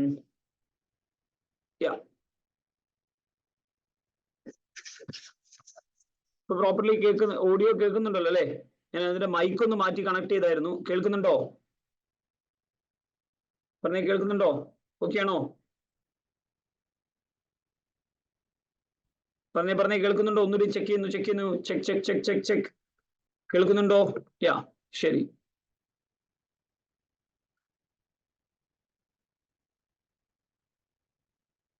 ഓക്കെ, സോ ഇവിടെ ഡിസ്കൗണ്ട് 1.5% ആണെങ്കിൽ 1 പ്ലസ് കേൾക്ക് 1 പ്ലസ് 1.5 ഡിവൈഡഡ് ബൈ 98.5 ഇതാണ് വരിക. 98.5 ഇതാണ് വരിക, റൈറ്റ്? പവർ ഓഫ്, ഇനി പീരീഡ് എടുക്കണം. പീരീഡ് എന്ന് പറയുന്നത് എത്ര ദിവസം കൊണ്ട് തരേണ്ട പൈസയാണ്? 60 ഡേയ്സ് കൊണ്ട് തരേണ്ട പൈസ അല്ല, 60 ഡേയ്സ് കൊണ്ട് തരണം, 90 ഡേയ്സ് കൊണ്ട് തരേണ്ട പൈസ. നോർമലി 90 ഡേയ്സ് ആണ്, അത് 60 ഡേയ്സിൽ തരാം. സോ എത്ര ഡേയ്സ് ഏർലിയർ ആണ് തരുന്നത്? പറഞ്ഞേ, എത്ര ഡേയ്സ് ഏർലിയർ ആണ്? പറഞ്ഞേ, എത്ര ഡേയ്സ് ഏർലിയർ ആണ്? എത്ര ഡേയ്സ് നേരത്തെ? 60 ഡേയ്സ് കൊണ്ട് തരണം, 90 ഡേയ്സ് കൊണ്ട് തരേണ്ട പൈസ എന്ന് പറഞ്ഞാൽ 30 ഡേയ്സ് ഏർലിയർ അല്ലേ തരുന്നത്? സോ n എന്ന് പറയുന്നത് 360 divided by n is equal to 360 divided by 30 ആണ്. ഇതിലെ റേറ്റ് മാത്രം കണ്ടുപിടിക്കണമെങ്കിൽ ഈ പവർ ഓഫ് n ചെയ്തിട്ട് ഓൾ മൈനസ് 1 ചെയ്യണം. ശരി, എന്നാ ചെയ്യാം നമുക്ക്. ഞാനിത് ഒരു ബ്രാക്കറ്റിലാട്ടോ ചെയ്യുന്നത്. 1 പ്ലസ് സെപ്പറേറ്റ് ബ്രാക്കറ്റില് 1.5 ഡിവൈഡഡ് ബൈ 98.5. സോ 1 പ്ലസ് ആ റേറ്റ് കിട്ടി. പവർ ഓഫ് വീണ്ടും സെപ്പറേറ്റ് ബ്രാക്കറ്റിൽ 360 ഡിവൈഡഡ് ബൈ 30. ഇത്രയും ചെയ്ത 1 പ്ലസ് റേറ്റ് ആയി. സോ ഈ ആൻസറിനും ആ 1 മൈനസ് ചെയ്താൽ കിട്ടുന്നതാണ് ഇഫക്റ്റീവ് റേറ്റ് 19.8%. അത് 89%. അത് റൗണ്ട് ഓഫ് ചെയ്തിട്ട്, ഐ മീൻ ഈ ഫോർമുല പഠിക്കണം. ഫോർമുല പഠിച്ച ഒരാൾക്ക് ചെയ്യാൻ പറ്റും. ഈ ആൻസറിന് ഓൾ മൈനസ് 1 കൂടി ചെയ്തു. സോ 19.89%. ക്ലിയർ അല്ലേ? 19.89% ആണ് ആൻസർ. ക്ലിയർ അല്ലേ? വേഗം പറഞ്ഞേ. ഇനിയാണ് സെക്ഷൻ ബി യുടെ കംപ്ലീറ്റ് ആയി. സെക്ഷൻ സി നമ്മൾ ചെയ്യാം. സെക്ഷൻ സിയിൽ ഇരുന്ന് നല്ല ക്വസ്റ്റ്യൻ പേപ്പറാ. യാ, സോ സെക്ഷൻ സിയിലോട്ട് പോകുന്നു. പെട്ടെന്ന് പറയട്ടോ. സെക്ഷൻ സി എല്ലാവരും എന്റെ കൂടെ ഒന്ന് ട്രൈ ചെയ്ത് നോക്കട്ടോ. ഫസ്റ്റ് KE മാത്രം കണ്ടുപിടിക്കാനാണ് പറയുന്നത്. KE മാത്രം കണ്ടുപിടിക്കുന്നു. അതിന് ഏതിന്റെ KE ആണ്? ഇപ്പം ചെയ്യുന്ന ബിസിനസിന്റെ ആണോ ന്യൂ ബിസിനസിന്റെ ആണോ? ന്യൂ ബിസിനസിന്റെ ആണോ? പറഞ്ഞേ. കാൽക്കുലേറ്റ് KE ഓഫ് ഏത് ബിസിനസിന്റെ? നമ്മൾ കറന്റ് ചെയ്തുകൊണ്ടിരിക്കുന്ന ബിസിനസിന്റെ ആണോ ന്യൂ ബിസിനസിന്റെ ആണോ? നിങ്ങളെ തെറ്റിക്കുന്ന ഇവിടെ ഉണ്ട്, നല്ലപോലെ നോക്ക്. Cost of equity to appraise the new business area project അല്ലേ, കറണ്ട് അല്ല. പക്ഷെ എന്ത് പറയുന്നു? എക്സ്പാൻഷൻ ചെയ്യുന്നതായിട്ട് മുമ്പ്. എക്സ്പാൻഷൻ ഇല്ല. എക്സ്പാൻഷൻ എടാ ഇവിടെ ഇത് നമ്മുടെ 2 ക്വസ്റ്റ്യൻ വാക്കിൽ വരുന്ന 2 ടൈപ്പ് ക്വസ്റ്റ്യൻ ഉണ്ട്. I mean source of financing മൊഡ്യൂളിൽ നിന്നും വാക്കിന്റെ ക്വസ്റ്റ്യനും പിന്നെ പുതിയ എക്സ്പാൻഷൻ നടക്കുന്നില്ല. KE കണ്ടുപിടിക്കാൻ ഏത് പ്രോജക്റ്റിന്റെ? പറഞ്ഞ ഇവിടെ ക്വസ്റ്റ്യൻ കുറെ പേര് കറണ്ട് എന്ന പേര്. Calculate cost of equity expansion നടക്കുന്നതായിട്ട് മുമ്പ്, പക്ഷെ ഏത് പ്രോജക്റ്റിന്റെ? ഇപ്പം ചെയ്തുകൊണ്ടിരിക്കുന്ന ബിസിനസിന്റെ ആണോ ന്യൂ ബിസിനസിന്റെ ആണോ? പറഞ്ഞേ. പറയടാ, ഒന്നൊരു കമന്റിൽ പറഞ്ഞേ, ഇപ്പൊ നമ്മൾ കറന്റ് ചെയ്തുകൊണ്ടിരിക്കുന്ന ബിസിനസിന്റെ ആണോ ന്യൂ ബിസിനസിന്റെ ആണോ? ന്യൂ ബിസിനസിന്റെ. അപ്പൊ ഇവിടെ ന്യൂ ബിസിനസ്സിലോട്ട് പോകുമ്പോൾ ആ ബിസിനസിന്റെ ബീറ്റ ഒക്കെ വേണം. സ്റ്റാർ കമ്പനി ഒരു ലിസ്റ്റഡ് കമ്പനിയാണ്. അവര് manufacturing of selling of home appliance ഇതാണ് ഇപ്പം ചെയ്തുകൊണ്ടിരിക്കുന്ന ബിസിനസ്. ഇതല്ല ഇനി ചെയ്യാൻ പോകുന്നത്. It distributes appliances through its own retail showrooms established all over the country. The company is currently all equity finance. Currently all equity finance എന്ന് പറഞ്ഞാൽ ഇവർക്ക് ഫിനാൻഷ്യൽ ഗിയറിംഗ് ഇല്ല. ഇവരുടെ ബീറ്റ അസറ്റും ബീറ്റ ഇക്വിറ്റിയും സെയിം ആണ്. ഇവരുടെ ബീറ്റ അസറ്റും ബീറ്റ ഇക്വിറ്റിയും സെയിം ആണ്. Globe company ഉണ്ട്, ഒരു ഡിഫറെന്റ് ബിസിനസ്സിലാണ്. ഇതാണ് സ്റ്റാർ എന്ത് ചെയ്യുന്നത്, പുതിയ പ്രൊജക്റ്റ് ആയിട്ട് കണക്കാക്കുന്നത്. സ്റ്റാർ ഒരു പുതിയ പ്രൊജക്റ്റ് ചെയ്യാൻ പോകുന്നുണ്ട്. ആ ബിസിനസ്സിൽ എൻഗേജ് ചെയ്യുന്ന കമ്പനിയാണ് വിച്ച് കമ്പനി? വിച്ച് കമ്പനി പറഞ്ഞേ? Star is considering A new project. ആ പ്രൊജക്ട് ചെയ്തുകൊണ്ടിരിക്കുന്ന ബിസിനസ് ആണ് ആര്? ബിസിനസ്സിലാണ് ആര് ചെയ്യുന്നത്? പറയും മക്കളെ. സ്റ്റാർ ഒരു പുതിയ ബിസിനസ് ചെയ്യാൻ പോകുന്നുണ്ട്. ആ ബിസിനസ്സിലാണ്, ആ ഡിഫറെന്റ് ബിസിനസ്സിലാണ് ആര് എൻഗേജ് ചെയ്ത് നിൽക്കുന്നത്? നമ്മുടെ ബിസിനസ്സിലല്ല, വേറൊരു ബിസിനസ്സിൽ എന്നാ പറയുന്നത്, ഗ്ലോബ്. സോ ഗ്ലോബിനെ നമുക്ക് A1 ഒരു പ്രോക്സി ആയിട്ട് ഉപയോഗിച്ചൂടെ? A1 എന്ന ക്വസ്റ്റ്യനില് ഗ്ലോബ് എന്ന് പറയുന്ന കമ്പനിയെ നമ്മൾ പ്രോക്സി കമ്പനിയായിട്ട് യൂസ് ചെയ്തൂടെ? അയാൾ ചെയ്യുന്ന ബിസിനസ് ആണ് നമ്മൾ പുതിയതായിട്ട് ചെയ്യുന്നത്. ഓക്കെ, ഇവിടെ അഫ്താബ് അൺമ്യൂട്ട് ചെയ്യാൻ, ഞാൻ അൺമ്യൂട്ടുള്ള ഓപ്ഷൻ ഓഫ് ആക്കി വെച്ചാൽ ഞാൻ എന്നാലും അൺമ്യൂട്ടുള്ള ഓപ്ഷൻ തരാം. എന്താണ് ചോദിക്കാനുള്ളത് പറഞ്ഞേ. അൺമ്യൂട്ടുള്ള ഓപ്ഷൻ ഉണ്ട്, കാരണം ഇത് കുറെ പിള്ളേരുണ്ട്, നമ്മുടെ സ്റ്റുഡൻസ് എല്ലാത്തെയും പുറത്തുള്ളവരുണ്ട്, അതുകൊണ്ട് ഞാൻ അൺമ്യൂട്ടുള്ള ഓപ്ഷൻ ഒഴിവാക്കിയത്. എന്തെങ്കിലും ചോദിക്കാനുണ്ടോ? നിങ്ങൾക്ക് ഇപ്പൊ അൺമ്യൂട്ട് ചെയ്യാൻ പറ്റും? ഇല്ല, ഓക്കെ ആണ്, ശരി. So globe companies engaged in different business. So നമ്മൾ ആദ്യം ചെയ്യേണ്ടത്, ഇതിന്റെ ആൻസർ ഞാൻ വേറെ ഷീറ്റിൽ ചെയ്യാം. ഇതിന്റെ ആൻസറിൽ ഫസ്റ്റ് നമ്മൾ ചെയ്യേണ്ടത്, നോക്കണേ മക്കളെ, ഫസ്റ്റ് നമ്മൾ ചെയ്യേണ്ടത് ഡി ഗിയർ ഗ്ലോബ് കമ്പനിയുടെ beta equity. D gear globe കമ്പനിയുടെ ബീറ്റ ഇക്വിറ്റി. സോ അതിന്റെ ഫോമിലൊക്കെ പഠിക്കണേ, ഞാൻ നേരെ ഇങ്ങനെ ചെയ്യുന്നുള്ളൂ, നല്ലപോലെ നോക്കിക്കോ. ബീറ്റ ഇക്വിറ്റി ക്വസ്റ്റ്യൻ തന്നിട്ടുണ്ട്. ബീറ്റ ഇക്വിറ്റി ഗ്ലോബിന്റെ എത്രയാ? ഗ്ലോബിന്റെ ബീറ്റ ഇക്വിറ്റി 0.85. അവരുടെ VEVD അറിയണം. ക്യാപിറ്റൽ സെക്ടർ തന്നിട്ടുണ്ട്. അവരുടെ VEVD 50:50. സോ 50/50. സോ അവരെ ബീറ്റ ആസിഡ് കണ്ടുപിടിക്കുന്നു. എക്സ്ക്യൂസ് മീ, എടാ ബീറ്റ ആസിഡിന്റെ ഫോമിൽ ഞാൻ ഇവിടെ പഠിപ്പിക്കുമല്ലേ, അറിയണം. Beta asset is equal to beta equity into VE divided by ബ്രാക്കറ്റ്സിൽ VE പ്ലസ് VDക്ക് സെപ്പറേറ്റ് ബ്രാക്കറ്റ് കൊടുക്കണം, കാരണം അതിന് ആഫ്റ്റർ ടാക്സ് ചെയ്യണം. എത്രയാണ് അവരുടെ ടാക്സ്? ഈ ക്വസ്റ്റ്യനിൽ ഇവിടെ അവസാനം പറഞ്ഞിട്ടുണ്ട് 25% ആണ്. സോ ഇതിന്റെ 75% എടുക്കണം. ഇതിന്റെ 75%. സോ 0.481 ആണ്, 48 ആണ് ബീറ്റ ആസിഡ്. നോർമലി അടുത്ത സ്റ്റെപ്പ് നമ്മൾ എന്താ ചെയ്യുക? പ്രോക്സിയെ ഡി ഗിയർ ചെയ്തു. ഇനി അടുത്ത സ്റ്റെപ്പ് സാധാരണ എന്താ ചെയ്യാറ് പറഞ്ഞേ? നോർമലി എന്താ ചെയ്യാറ് പറഞ്ഞേ? നോർമലി നമ്മൾ എന്താ ചെയ്യാറ്? റീഗിയർ ചെയ്യണം. ഇവിടെ റീഗിയർ ചെയ്യേണ്ട ആവശ്യമില്ല. വൈ? ഞാൻ ഈ യെല്ലോയിൽ ഹൈലൈറ്റ് ചെയ്ത റീസൺ. ഇവിടെ നമ്മൾ റീഗിയർ ചെയ്യേണ്ട ആവശ്യമില്ല. വൈ? ഞാൻ ഈ യെല്ലോയിൽ ഹൈലൈറ്റ് ചെയ്താണ് ആൻസർ. സ്റ്റാർ കമ്പനി എന്ത് കമ്പനിയാണ്?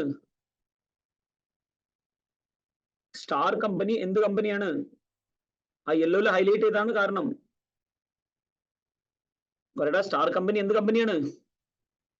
ഓൾ ഇക്വിറ്റി കമ്പനിയാണ്. ഓൾ ഇക്വിറ്റി കമ്പനി ആകുമ്പോൾ അവർക്ക് ഡെപ്റ്റ് ഇല്ല, വീണ്ടും ഫിനാൻഷ്യൽ റിസ്ക് തിരിച്ച് കയറ്റേണ്ട. അവർക്ക് ബീറ്റ അസറ്റ് തന്നെയാണ് ബീറ്റ ഇക്വിറ്റി. ഇവരുടെ ബീറ്റ അസറ്റ് തന്നെയാണ്. സിൻസ് അറിയുന്നത് star company, since star company is all equity,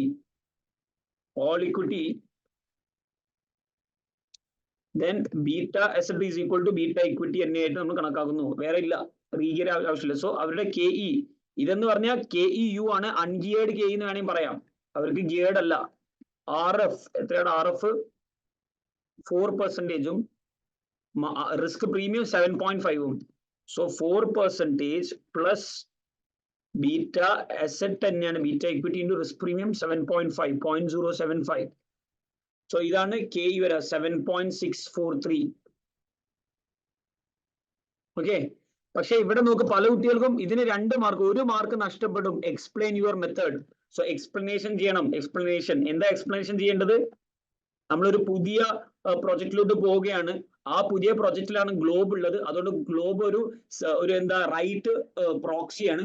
അപ്പൊ അയാളുടെ ഫിനാൻഷ്യൽ റിസ്കിനെ ഡീഗിയർ ചെയ്യുന്നു. ബിസിനസ് റിസ്ക് സെയിം ആണ്. അപ്പൊ അത് ബീറ്റ അസറ്റ് എടുക്കുന്നു. ആ കഥയില്ലേ, ഡീഗിയർ ചെയ്യുന്നു, പിന്നെ റീഗിയർ ചെയ്യേണ്ട എന്ന ഈ എക്സ്പ്ലനേഷൻ ഇല്ലേ, ഇതും കൂടി കൂട്ടിയിട്ട് ഇവിടെയാണ് എക്സ്പ്ലനേഷൻ ചെയ്യേണ്ടത്. സാധാരണ ന്യൂമറിക്കൽ മാത്രമാണ് ചോദിക്കാറ്. ഇവിടെ എക്സ്പ്ലനേഷൻ ചോദിച്ചിട്ടുണ്ട്. വളരെ മിനിമൽ, 1 മാർക്കിനുള്ള പറഞ്ഞാൽ മതി. ഗ്ലോബ് കമ്പനി നമ്മൾ പുതിയ പ്രോജക്റ്റിലാണ് ചെയ്യുന്നത്. സോ നമ്മുടെ ബിസിനസ് റിസ്ക് സെയിം ആയിരിക്കും. അതുകൊണ്ട് ഇവരുടെ നമ്മൾ പ്രോക്സി ആയിട്ട് യൂസ് ചെയ്യാം. പക്ഷെ ഇവരുടെ ഫിനാൻഷ്യൽ റിസ്ക്, ക്യാപിറ്റൽ റിസ്ട്രിക്ഷനിൽ വ്യത്യാസം ഉള്ളതുകൊണ്ട് ഫിനാൻഷ്യൽ റിസ്കിൽ വ്യത്യാസമുണ്ട്. അപ്പൊ ബീറ്റ അസറ്റ് ചെയ്യാൻ പറ്റുള്ളൂ. ഓക്കെ. ഇവിടെ മറിയം ചോദിക്കുന്നത്, sir can you speak in English? Okay. See, are you okay with this calculation? Hope it's fine now. See, I'm telling once again, I'm stating the same once again. See, this is a live session specifically focused on our regional students who are attending in Malayalam. But since there are few students is asking to speak in English, I'll try to speak with both Malayalam and English. But these numerical, I guess it is okay. Since you can see the numbers, how I'm working with. Are you okay with that numbers? Nida parayunu, can KE onnudi parayo? See, KE RF plus beta equity into risk premium. Atrayല്ലേ ഉള്ളൂ Nida. Dilenda vere. Mariam, are you able to follow these numbers? Can you respond? Yeah. So the explanation here, see, the examiner normally asks to calculation only, but this requirement has an explanation. See, explanation means you need to speak, you need to explain what you calculated here. So you have to state that since Globe Company is doing a similar new project, which is we are planning to diversify, the Globe Company will be a suitable proxy. The business risk will be same, but it is a geared company. The financial risk will be different. So in order to get the business risk beta asset, we have to de-gear first. Then that beta asset will be used to calculate the KEU of star company. This is what you have to write as an explanation. Hope it's clear. Ida, ninko clear ano? Parne. Nida, you have to learn this formula. Otherwise, ninko manasilavilla. If you learn this formula, then this is an easy part. Mariam, are you okay with this explanation? What I explained verbally? Since time constraint, I'm not typing. Yeah, okay, good. Let's continue. What is next? See, this is currently happening, and we are planning an what? Yeah, we are planning to move into a new project, and this is the current capital structure. The current share price is 5. Currently, 200 number of shares.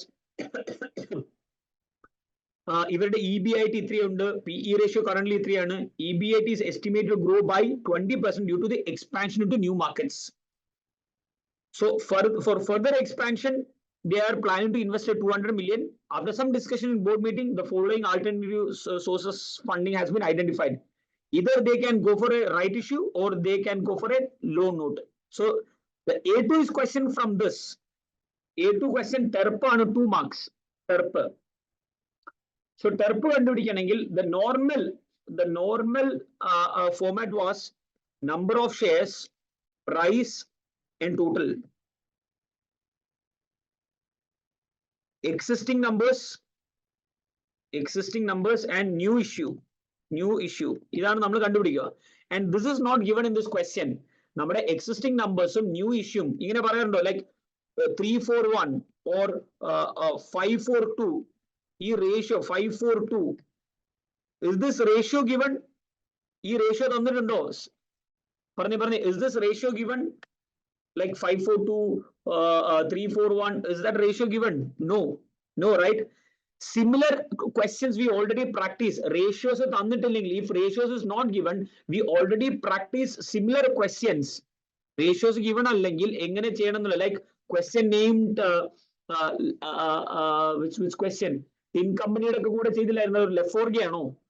If I'm not wrong, ലെഫോർഗെ. പിന്നെ നമ്മുടെ revision ഫേസിലും we practice the question. So അതിങ്ങനെയാ ചെയ്യേണ്ടത്. Fund required.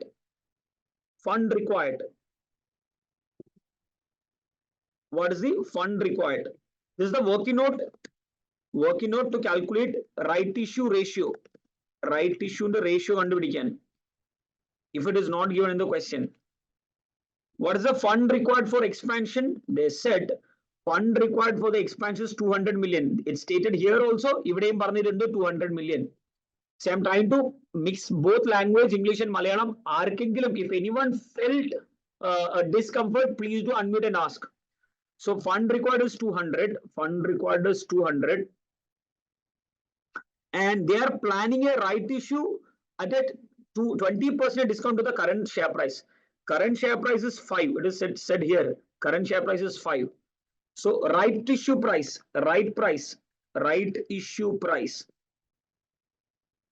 We are giving a 20% discount to the right current share price. Current share price is $5 ആണ്. $5 20% discount. That means 80% കിട്ടത്തുള്ളൂ. So for each shares you will get $4 and you have to raise 200. You have to raise 200. So what will the new right issue numbers? New right issue. You have to raise 200. You will get only 4 per share. So how many new shares you have to issue? 200 divided by 4. You have to issue 50 new shares. These are the 50 numbers you have to. This was dollar. 200 was $200 million. You have to issue 50 number of shares നിങ്ങൾ issue ചെയ്യണം in order to raise $200. Is this okay with you guys? 50 numbers. എങ്കിലും ഇത് മനസ്സിലാവത്തുള്ളൂ. Are you okay with this? We have to issue new 50 shares. New 50 shares. What is the existing total number of shares? Existing total number of shares. Existing total. It is stated currently we have how many shares? There are 200 million outstanding existing shares. 200 million. So that means for 200 shares we have to issue 50. So the ratio will be 200 divided by 50. 4:1. 4:1. എങ്ങനെ ഇത് കിട്ടിയത്? ചെറുതാക്കിയതാ. 50 to 100 ratio will be 200. See, you can write here like this. 200 for 50. So how many 50s in this? We cut this. How? 200 by 50. 200 divided by 50. So 4, that means 4 by 1. So ratio existing 4 shares undengil. Existing, if you have 4 shares, you will be issued 1 share. Existing 4 shares undengil, you will be issued 1 share. What was the existing share price? 5. What was the new issue price? 4. And the total will be 4 into 5. 4 എണ്ണം 5 രൂപയുള്ളതും 1 share worth 4 will be there. So total price will be $24. The total numbers will be 5 shares. And the TERP, theoretical exercise price, is the average price, which is equal to 24 divided by 5. Hope it's clear. Hope it's clear. TERP is 4.8. Can you confirm? Hope it's clear. Yes. Yeah. So let's continue to next question. The WACC after expansion, assuming that funds are raised by issuing loan notes, we had 2 choices, either right issue or debt. Okay. Now they said for question A3, you guys have to assume that the funds has been raised through debt issue. Okay. So now after this expansion, നമ്മുടെ company, star company, is it a geared company or ungeared company? After this expansion, by taking debt, the company is going to be an ungeared company or geared company? Ungeared company or geared company? Geared company. That means we require an equity beta. That equity beta is given. That equity beta is given. So the question is super easy now. So the format for the WACC, the format for the WACC will be KE, KD, and VE, VD. K is equal to RF. K is equal to RF. It is 4%, 0.04 plus beta equity is given 0.579. Beta equity is given 0.579 into risk premium, which is 7.5, 0.075. K is equal to RF plus beta equity into risk premium. Value of equity. Is there any increase in number of shares? No. We have to assume. For this question, they said we are assuming funds are raised through this. Okay. Funds raise ചെയ്യുന്നത് ഇതിലൂടെയാണെന്നുള്ളതാണ് നമ്മൾ assume ചെയ്യുന്നത്. oh my God. So there are 200 number of shares. There is no increase in shares. 200 number of shares and each shares are worth 5. എപ്പോഴാണ് ഷെയർസിന്റെ price 4.8 ആയിട്ട് reduce ചെയ്യുക? The share price will be reduced to 4.8 if it's an right issue. Now there is no right issue. We are taking the fund through debt. So shares price will remain at 5 itself. Value of debt, the entire 200 million will be raised through debt. So we will be having a debt worth 200. Is it okay? നമ്മൾ ഡെപ്റ്റ് raise ചെയ്യുന്ന 200 ആണ്. 200 ആണ്. ഇത് പറയുന്നു the 6% loan note at its nominal value 100 and the pre-tax KD is given. Before tax KD is given. Before tax KD. VAT can use ചെയ്യുന്നത് before tax KD ആണോ after tax KD ആണോ? പറഞ്ഞേ. For VAT it has to be before tax KD or after tax KD. For VAT calculation it has to be before tax KD or after tax KD. Business valuation മാത്രമാണ്. Valuation of debt മാത്രമാണ്. For only case of valuation of debt it is before tax. In any other case it is after tax. So how to make it is after tax? 75% of this. 25% is tax, 1 minus T, 75%. So this is after tax KD. Now WACC is very easy. KE into VE, copy paste this, take the sum of these two and WACC is equal to this figure divided by the total capital. So 7.7%. WACC is 7.7%.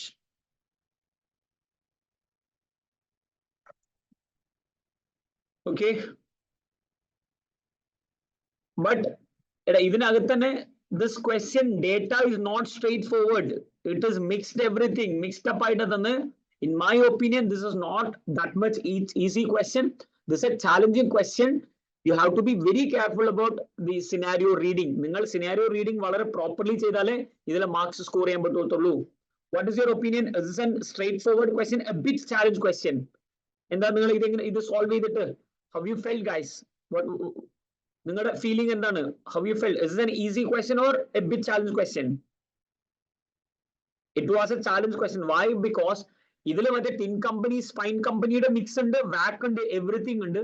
So you have to be carefully read the scenario. Then only you will be able to answer this.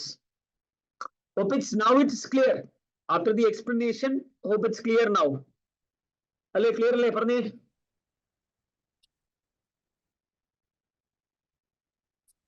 Clear അല്ലേ? പറഞ്ഞേ.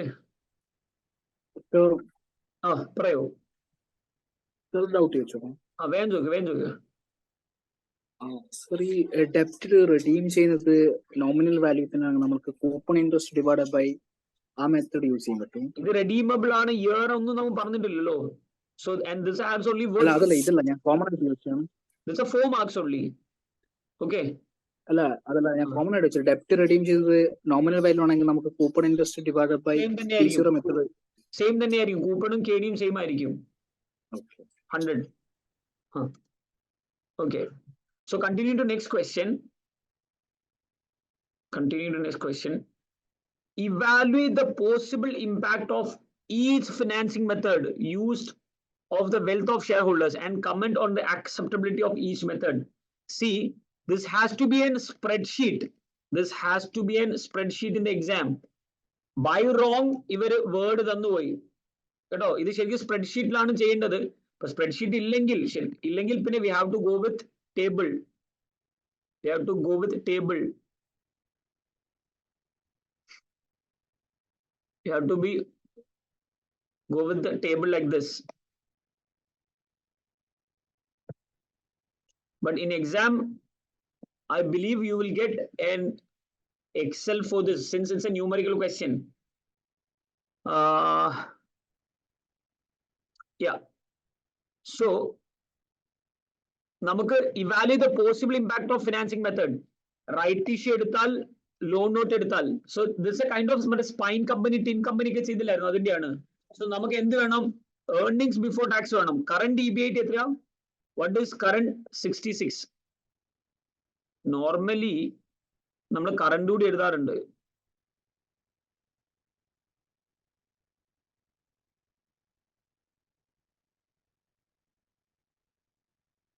So I'll write like this way. Oops.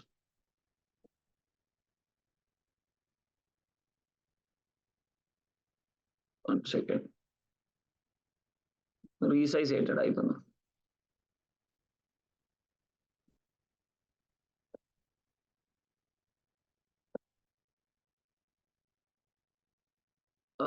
Yeah. 3 headings. Current, if right issue, then if debt issue. These are the heading.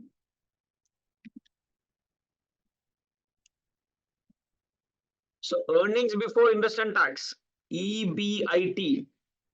Current earnings before interest and tax is 66 million. Current EBIT earnings before taxes 66 million. Yeah. Here 66 into, it will increase by it will increase by 20%. So into 1.2. Type you have to type this in a calculator. So 66 into 1.2. So 79.2. It will be 79.2. This same figure then evidem verum 79.2. 20% increase. Hope you guys are able to follow this. Clearly, calculate 20% increase. You have to do this in your calculator. 66.1.2. Since examiner is not provided spreadsheet. Spreadsheet tharathathonde nammal ee word lanne cheyanam. Adu calculate adicha working onnu kanikkanamilla. Are you able to follow? 79.2 കിട്ടിയെന്നുള്ളത് ഞാൻ ഇവിടെ സ്പ്രെഡ്ഷീറ്റിൽ കാണിക്കാം. Just ഇങ്ങനെ എന്തിനെ കൊണ്ട് എടുക്കുന്നു. Yeah, ഇനി എന്താ കുറയ്ക്കാറ്? Let's reduce interest. Let's reduce interest. Interest here will be 0. Currently, we are ungeared company. Right issue cheyidalum, it will be an ungeared company. Debt issue will be having an interest. Interest we are taking and raising a fund of 200 million at a coupon interest rate of how much? 6%. 6%. So 12 interest varu. 12 interest varu. Minus 12. So PBT, PBT, profit before tax, or EBT, you can name it EBT. It will be 66, 79.2. If it is 79.2 minus 12, it will be 67.2. Either you have to do in your calculator. So we received PBT. We received PBT. What's next? Tax. At the rate of 25%. Even profit after tax. If tax is 75, Excel type time. So I'm just ignoring this. Directly, 66 percent. Directly, 25% tax on 66 percent. You don't have sufficient time since Excel is not given. 66 25% tax 75 66 75 79.2 79.2 75%. 67.2 75%. After tax directly we are calculating. Okay, no? So 49.5. Okay, no, Parne, is this okay? I'm directly calculated profit after tax. Otherwise, I have to again do 2 times. In order to save time, I just directly calculated profit after tax. Excel okay. Sherry, profit after tax. Any another number of shares. Number of shares. Number of shares currently 200 million shares. Even 200 debt issue, there is no increase in number of shares. But right issue, we already calculated in previous question. Through right issue, we have to issue how many new number of shares? We have to issue new 50 number of shares. So even a number of shares 250 250. So EPS, extend to EPS are. EPS is equal to, ഈ figures എങ്ങനെ എഴുതി വെച്ചിട്ടുണ്ടോ നമ്മള്? Figures is equal to 495 divided by 200, 0.2475, 0.2475. ഇവിടെ 59.4 divided by 250, 0.2376, 0.2376. ഇവിടെ 50.4 divided by 200, 0.252. So earnings കിട്ടി. Earnings. ഇനി number of shares, I mean share price, MPS. ഇതിനെ ഏതുകൊണ്ട് മൾട്ടിപ്ലൈ ചെയ്താൽ മതി?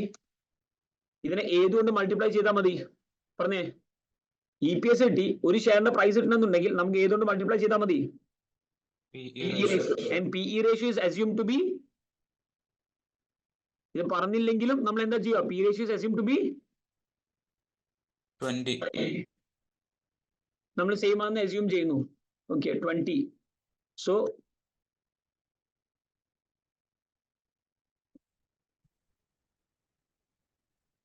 ഈ EPS into PE ratio 20 ഇതെല്ലാം ചെയ്ത് കഴിഞ്ഞാൽ ഇതൊക്കെയാണ് ആൻസർ വരുന്നത്. 4.95, 4.95. Then right issue ലോട്ട് വന്നാൽ 4.75, 4.75.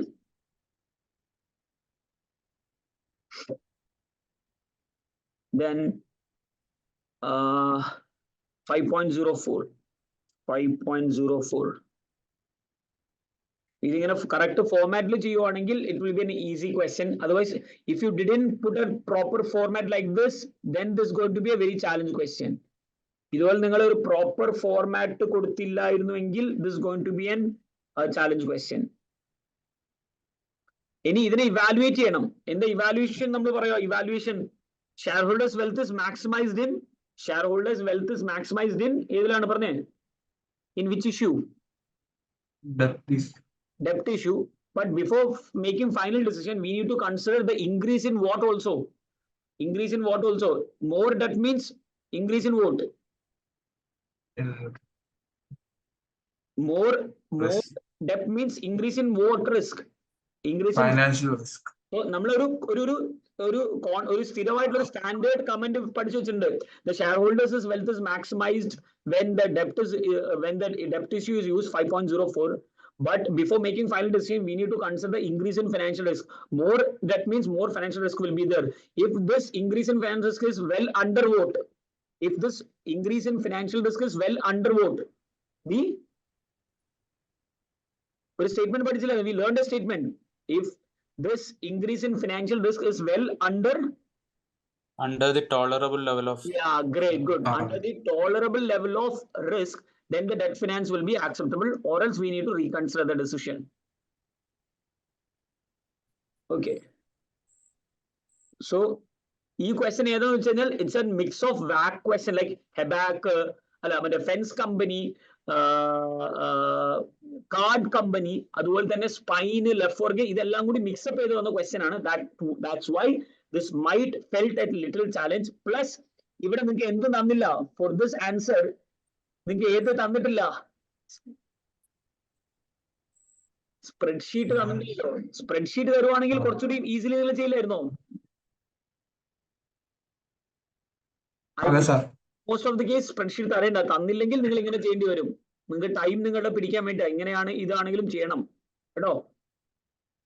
Okay, let's continue. Discuss various assumptions of CAPM. 4 മാർക്കിന്റെ ഒരു 3 അസംപ്ഷൻസ് പറയണം. എടാ ഞാൻ this should not be in bulletin. I'm just writing the bulletin. Answer should not be in bulletin. ഞാൻ ജസ്റ്റ് ബുള്ളറ്റിൻ മാത്രം തൽക്കാലം എഴുതുന്നത്. ഒന്ന്, ഇൻവെസ്റ്റേഴ്സ് എല്ലാം എന്താണെന്ന് വിചാരിക്കുന്നു? ഇൻവെസ്റ്റേഴ്സ് kept എന്ത്? ഇൻവെസ്റ്റേഴ്സ് ആർ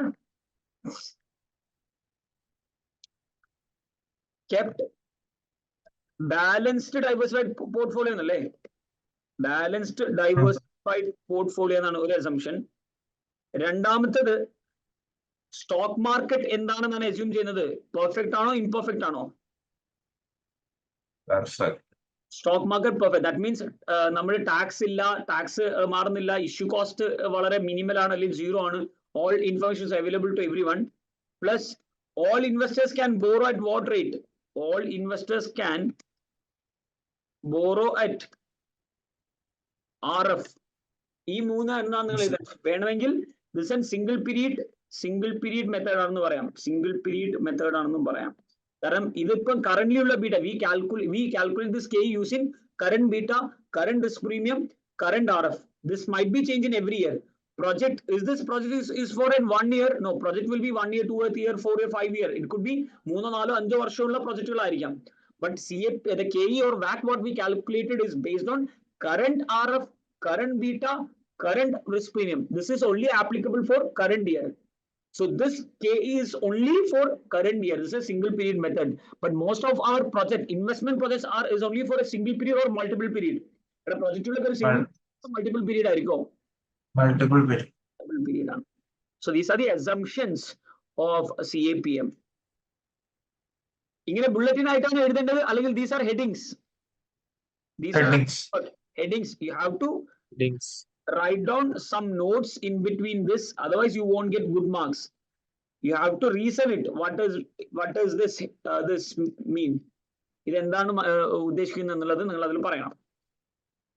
ഓക്കെ, ഒരു ക്വസ്റ്റ്യൻ കൂടി ഉണ്ട്, ക്വിക്ലി നമ്മൾ ചെയ്തൂടെ? അതൊരു ചെയ്തൂടെ വേഗം? ഞാൻ ഡിസ്കസ് ചെയ്തിട്ട് എടാ this is 3 hour exam I am doing including discussion, still we got time. അല്ലേ, മുന്നോട്ട് പോവാം. Shall we continue? In 30 minutes we will. Yes, sir. Yeah. So final question, NPV question. This is an NPV.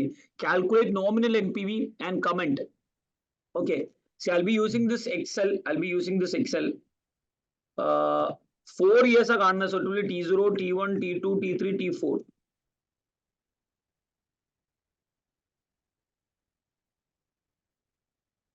Four years under, and they said volume in thousands. Volume in thousands they given.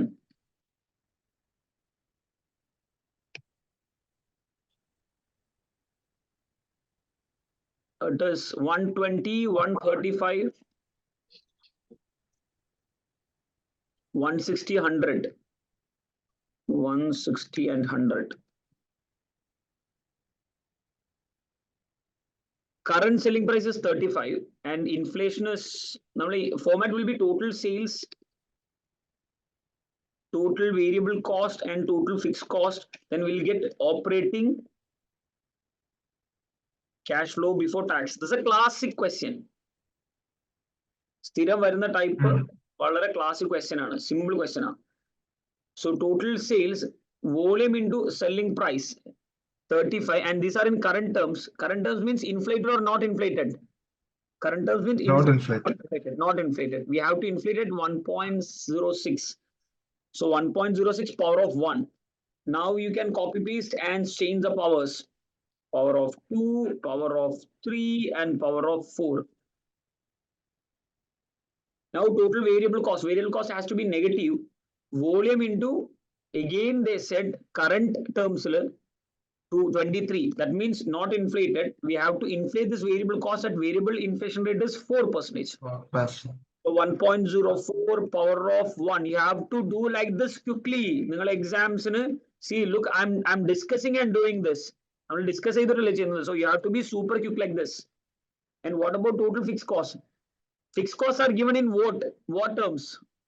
Vijay? Nominal terms. Nominal terms. That means inflated or not inflated? Inflated. Inflated on that is inflated. Nominal terms means inflated.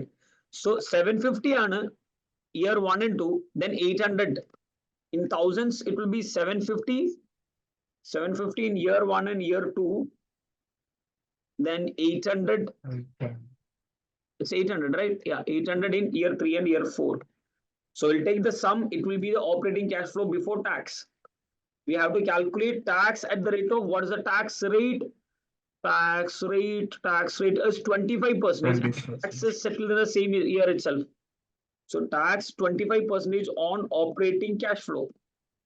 equal to negative 8316 in the model 25%, and let's copy paste it. Now we need to know tax savings Tax savings on depreciation. on depreciation. Excellent. So in order to get this, we need to open a working note for depreciation and allowances, and it will be based on year. It will be based on year 1, 2, 3, 4. In order to get this, we need to know what is the initial cost. What is the initial cost? Cost of the asset. So it is said initial investment is 3 million. So 3,000 in thousands. Depreciation and other allowances 3,000 in the molder. Etra percentage are reducing balance. They said it is 25% on reducing balance. First year 750 area. From this we can easily calculate using a simple method. Second year previous year in the second year depreciation. Since it's a reduced balance, the asset is reduced by 25 to 75. Then the depreciation will also reduce by 25 to 75%. So second year depreciation will be first year depreciation 75%. Similarly, third year will be second year and 75%. Similarly, fourth will be third year and 75. But last year it's a balancing allowance. Balancing. How to calculate balancing allowance? I think carrying value contribution. Carrying value is equal to cost minus accumulated depreciation.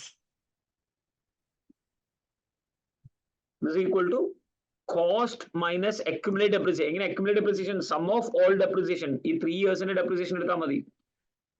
This is the carrying value minus scrap value. What is the residual value they said? Is there any residual value? Zero. So 0. So this is balancing allowance in the final year. Balancing allowance in the final year. Okay. So tax savings on depreciation will be depreciation and expense of profit will reduce. So we'll get a tax savings of 25%. Opposite tax also 25. Then you need to just copy paste. Next, working capital. Do we have any working capital adjustment in this question? I guess no, right? No. No, so we can ignore it. Then initial investment. Initial cost. T0, immediate invest 3,000. So net cash flow. It will be sum of all these figures. Just copy paste this. And now we require nominal WACC. Nominal WACC, how much it is? 10%. Nominal after tax WACC is 10%. 0.1. Now to get NPV, just number formula apply the equal to T0 directly plus NPV open rate, comma, cash flows from T1 to T last. Boom. This is NPV and you need to comment, not comment, it is comment. Yeah. Since NPV is positive, it is financially worthwhile to accept it. The shareholders' wealth will be increased approximately by 343. Why I am commenting? Why? Because examiners said to comment. Clearly, 8 out of 8. Why? Because this is very frequently practice the question. 8 out of 8 question.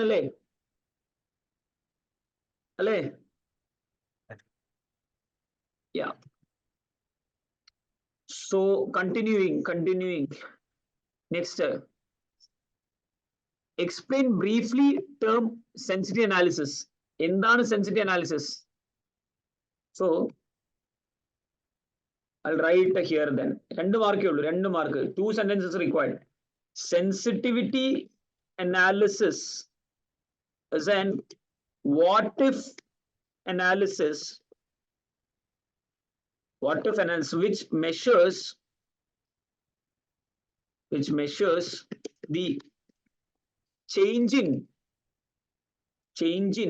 NPV due to change in any one of the variable factor at a time. Example for variable factors are selling price, variable cost, sales volume, etc. We need one more mark. if the sensitivity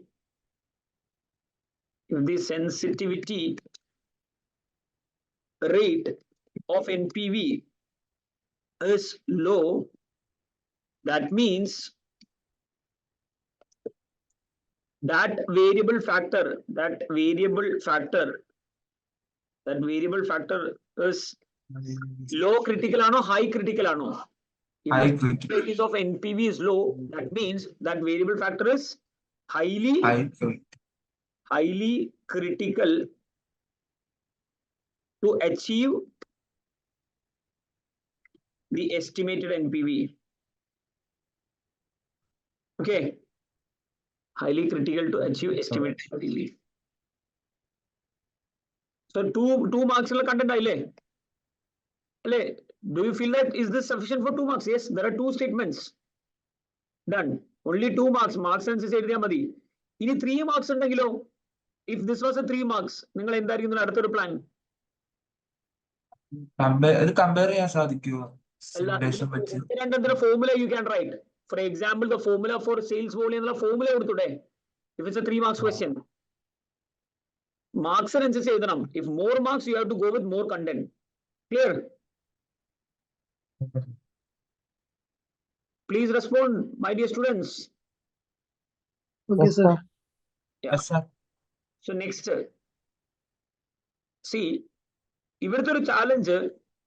Next, explain and calculate sensitivity of the NPV towards selling price, towards discounting rate. 4 marks ഉള്ളൂ. But നമ്മൾ NPV calculate ചെയ്തത് ഈ ഷീറ്റിലാണോ ഇതിന് മുന്നേയുള്ള ഷീറ്റ്സിലാണോ? നോക്ക്, ഇതിന് മുന്നേയുള്ള ഷീറ്റിൽ ഇപ്പൊ ഞാൻ തൽക്കാലം ഒന്നും എഴുതിയിട്ടില്ലായിരുന്നു. ഞാൻ അവിടെ പോയിട്ട് I guess 35. No, ഇതിനെ പറയില്ല. ഇവിടെ പോയിട്ട് നോക്കിയേ 100, 200, 300. ഇതാണ് സെയിൽസ് എന്ന് വിചാരിക്കേ. ഇത് ഞാൻ ഇവിടുന്ന് കോപ്പി ചെയ്തു, Ctrl C കോപ്പി ചെയ്തിട്ട് നെക്സ്റ്റ്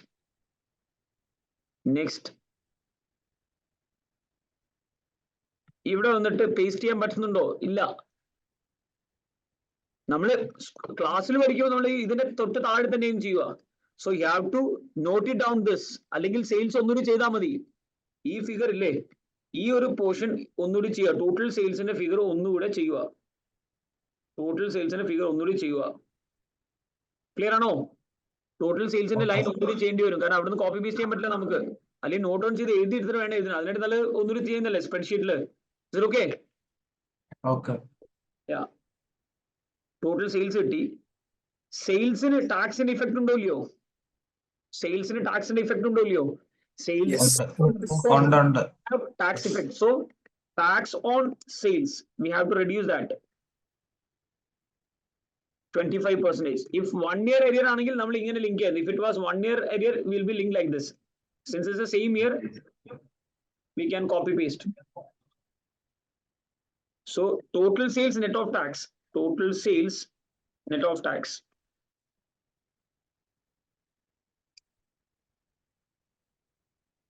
നമ്മുടെ WACC 11% ആണ്, 0.11. So present value of sales net of tax this is equal to NPV bracket open rate comma cash flow from T1 to T last. NPV നമ്മൾ നേരത്തെ ചെയ്തു വെച്ചിട്ടുണ്ടാവും, അത് ഇങ്ങോട്ട് എടുക്കുക. നേരത്തെ എന്താ ചെയ്തു വെച്ച NPV, it is 343.54. Okay, so percentage sensitivity is equal to NPV divided by present value of sales, and this has to be in percentage. Explanation. It's not only calculation. Our പറഞ്ഞിട്ടുണ്ട് the examiner require explanation. What will be your explanation? See, explain ഉണ്ട്. If estimated എന്തെങ്കിലും ചോദിച്ചോ? ഇല്ലല്ലോ. If estimated selling price of estimated selling price 35 അല്ലായിരുന്നോ question തന്നെ? If estimated selling price of 35 reduced by 2.84%, then the NPV the NPV will fall to if estimate selling price is 35 reduced by 2.84%, then NPV will fall to 0. 0. The NPV will fall to 0. So, since this is a low percentage, achieving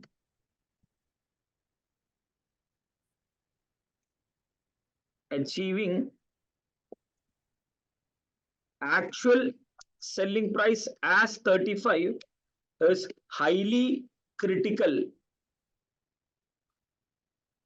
to gain, to reach at NPV of 343.54. NPV to reach to receive 343.54 NPV, it is highly critical. We have to actually achieve 35 itself. A small reduction of 2.84 itself, the NPV will fall to 0. ഇനി ആരുടെ sensitivity ചോദിച്ചിട്ടുണ്ട് പറഞ്ഞേ, ആരുടെ sensitivity ചോദിച്ചിട്ടുണ്ട്? Discounting rate means എന്താ ആകുമ്പോൾ നമ്മള് IRR ഉപയോഗിച്ചല്ലേ ചെയ്യേണ്ടത്. ഡിസ്കൗണ്ടിങ് റേറ്റ് ആകുമ്പോൾ formula IRR minus walk divide by വാക് ആണ്. സോ IRR കണ്ടുപിടിക്കുന്നത് എഗെയിൻ ഈ ക്യാഷ് ഫ്ലോ എവിടെയാണ് ഉള്ളത്? ഈ നെറ്റ് ക്യാഷ് ഫ്ലോ ഉപയോഗിച്ചിട്ട് ഇത് എവിടെയാണ് ഉള്ളത്? നമ്മുടെ ഇപ്പോഴുള്ള സ്പ്രെഡ്ഷീറ്റിലാണോ പ്രീവിയസ് ക്വസ്റ്റൻ സ്പ്രെഡ്ഷീറ്റിലാണോ? എഗെയിൻ ഇത് മൊത്തമായിട്ട് സോൾവ് ചെയ്യുന്നത് ബുദ്ധിമുട്ടല്ലേ? സോ സെയിൽസിന്റെ വേണമെങ്കിൽ നമുക്ക് വീണ്ടും ഒന്നുകൂടി ചെയ്യാമായിരുന്നു. എഗെയിൻ NPV ചെയ്യുന്നത് ബുദ്ധിമുട്ടാണ്. സോ ഈ നെറ്റ് ക്യാഷ് ഫ്ലോ മാത്രം നമ്മൾ എന്ത് ചെയ്യുന്നു, നമ്മുടെ പെൻ ആൻഡ് പേപ്പറിൽ നോട്ട് ചെയ്ത് വെക്കുക. ഈ നെറ്റ് ക്യാഷ് ഫ്ലോ മാത്രം നോട്ട് ചെയ്ത് വെക്കുക, എന്നിട്ട് ഇവിടെ ഇടുന്നു. So net cash flow note ചെയ്ത് വെച്ചത് 3000. We have to be very vigilant what to do and what not to do to save the time. So this is the net cash flow, final net cash flow. So IRR കണ്ടുപിടിക്കാൻ വാക്ക് 10 ആണോ 11 അല്ലായിരുന്നോ? 10 ആയിരുന്നു. Okay, one second. See, WACC was 10. My mistake, it was 10. ഇവിടെ എത്ര NPV 10 അല്ലേ എടുത്തത്? Okay. So it will be, yeah, 2.78. So estimated selling price will be 2.78. ഞാൻ 11 ആയിപ്പോയി കൊടുത്തത് ക്വിക്ലി ചെയ്തപ്പോ. Is it okay? Is it okay? Clear അല്ലേ? I wrote it's 11. IRR, since we have spreadsheet, it's an easy formula, equal to IRR bracket open cash flows from T1 to T last. So 15%. Is it exact 15? May not be. It's 14.91. WACC എത്രയായിരുന്നു? 11%. 10. Oh, again 10%. My mistake. Thank you. So percentage sensitivity. ഇതിനെ percentage ചെയ്യുമ്പോൾ ചിലപ്പോൾ തെറ്റാൻ chance ഉണ്ട്. IRR minus WACC divided by WACC. So 49. ഇത് already percentage ആണ്. So multiply by 100 ചെയ്യണ്ട. Already എന്തിലാണ്? പെർസെന്റേജിലാണ്. So no need to multiply with 100. So ഇതിനെ എക്സ്പ്ലെയിൻ ചെയ്യുക. സിമിലർലി നമ്മുടെ ഇപ്പോൾ ഉള്ള WACC, if the current WACC increased by its 49% to 14.9%, if current WACC of 10%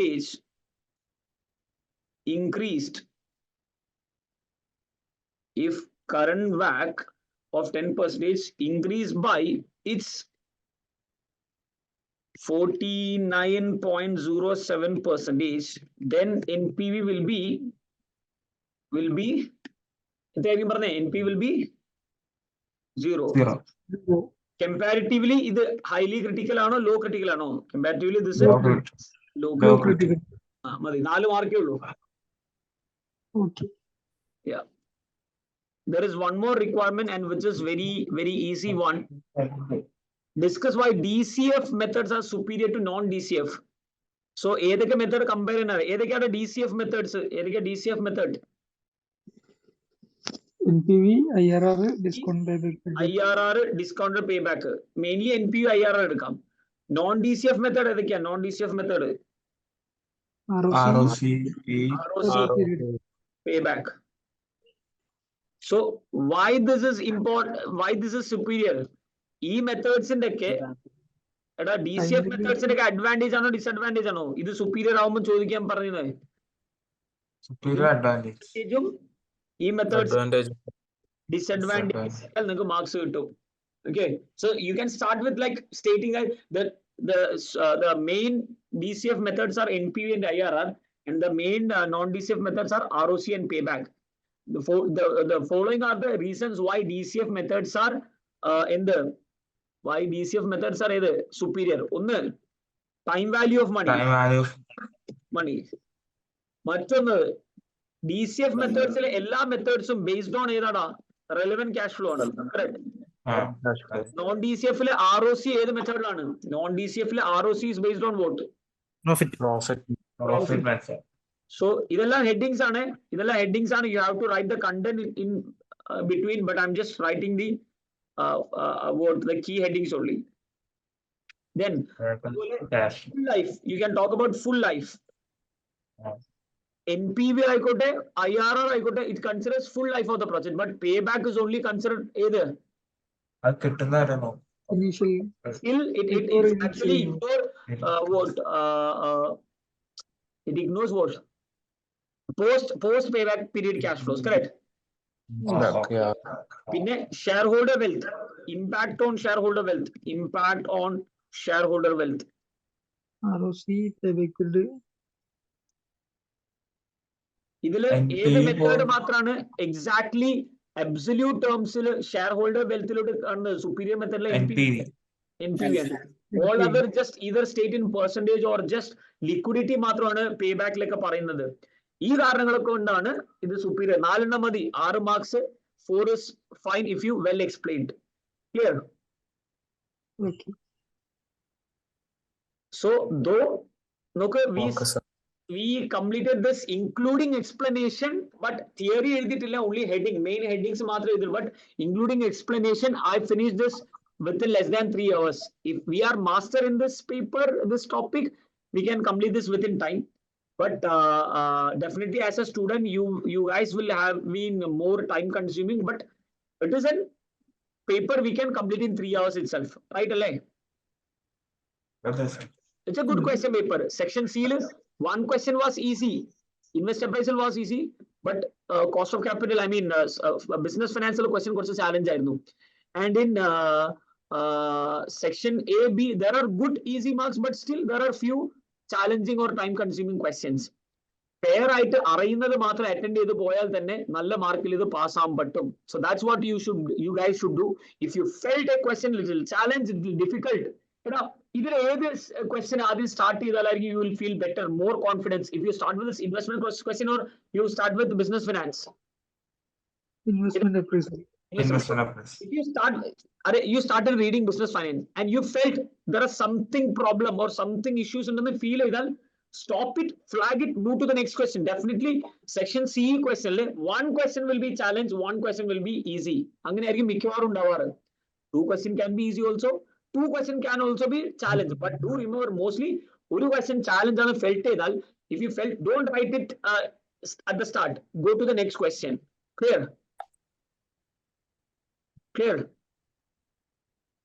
Okay. Yeah. So within limited time, I explained the entire 100-mark question. You guys, hope you guys enjoyed the session, and I'm wishing you a very good luck for all of the students who are going to attend this paper. For my regular batch, we have it tomorrow 9:30 തൊട്ട് നമ്മൾ risk management section B ലെ കുറച്ചുകൂടി question practice ചെയ്യുന്നുണ്ട്. Please do attend that as well. Okay. So having said this, let me stop this session. Thank you.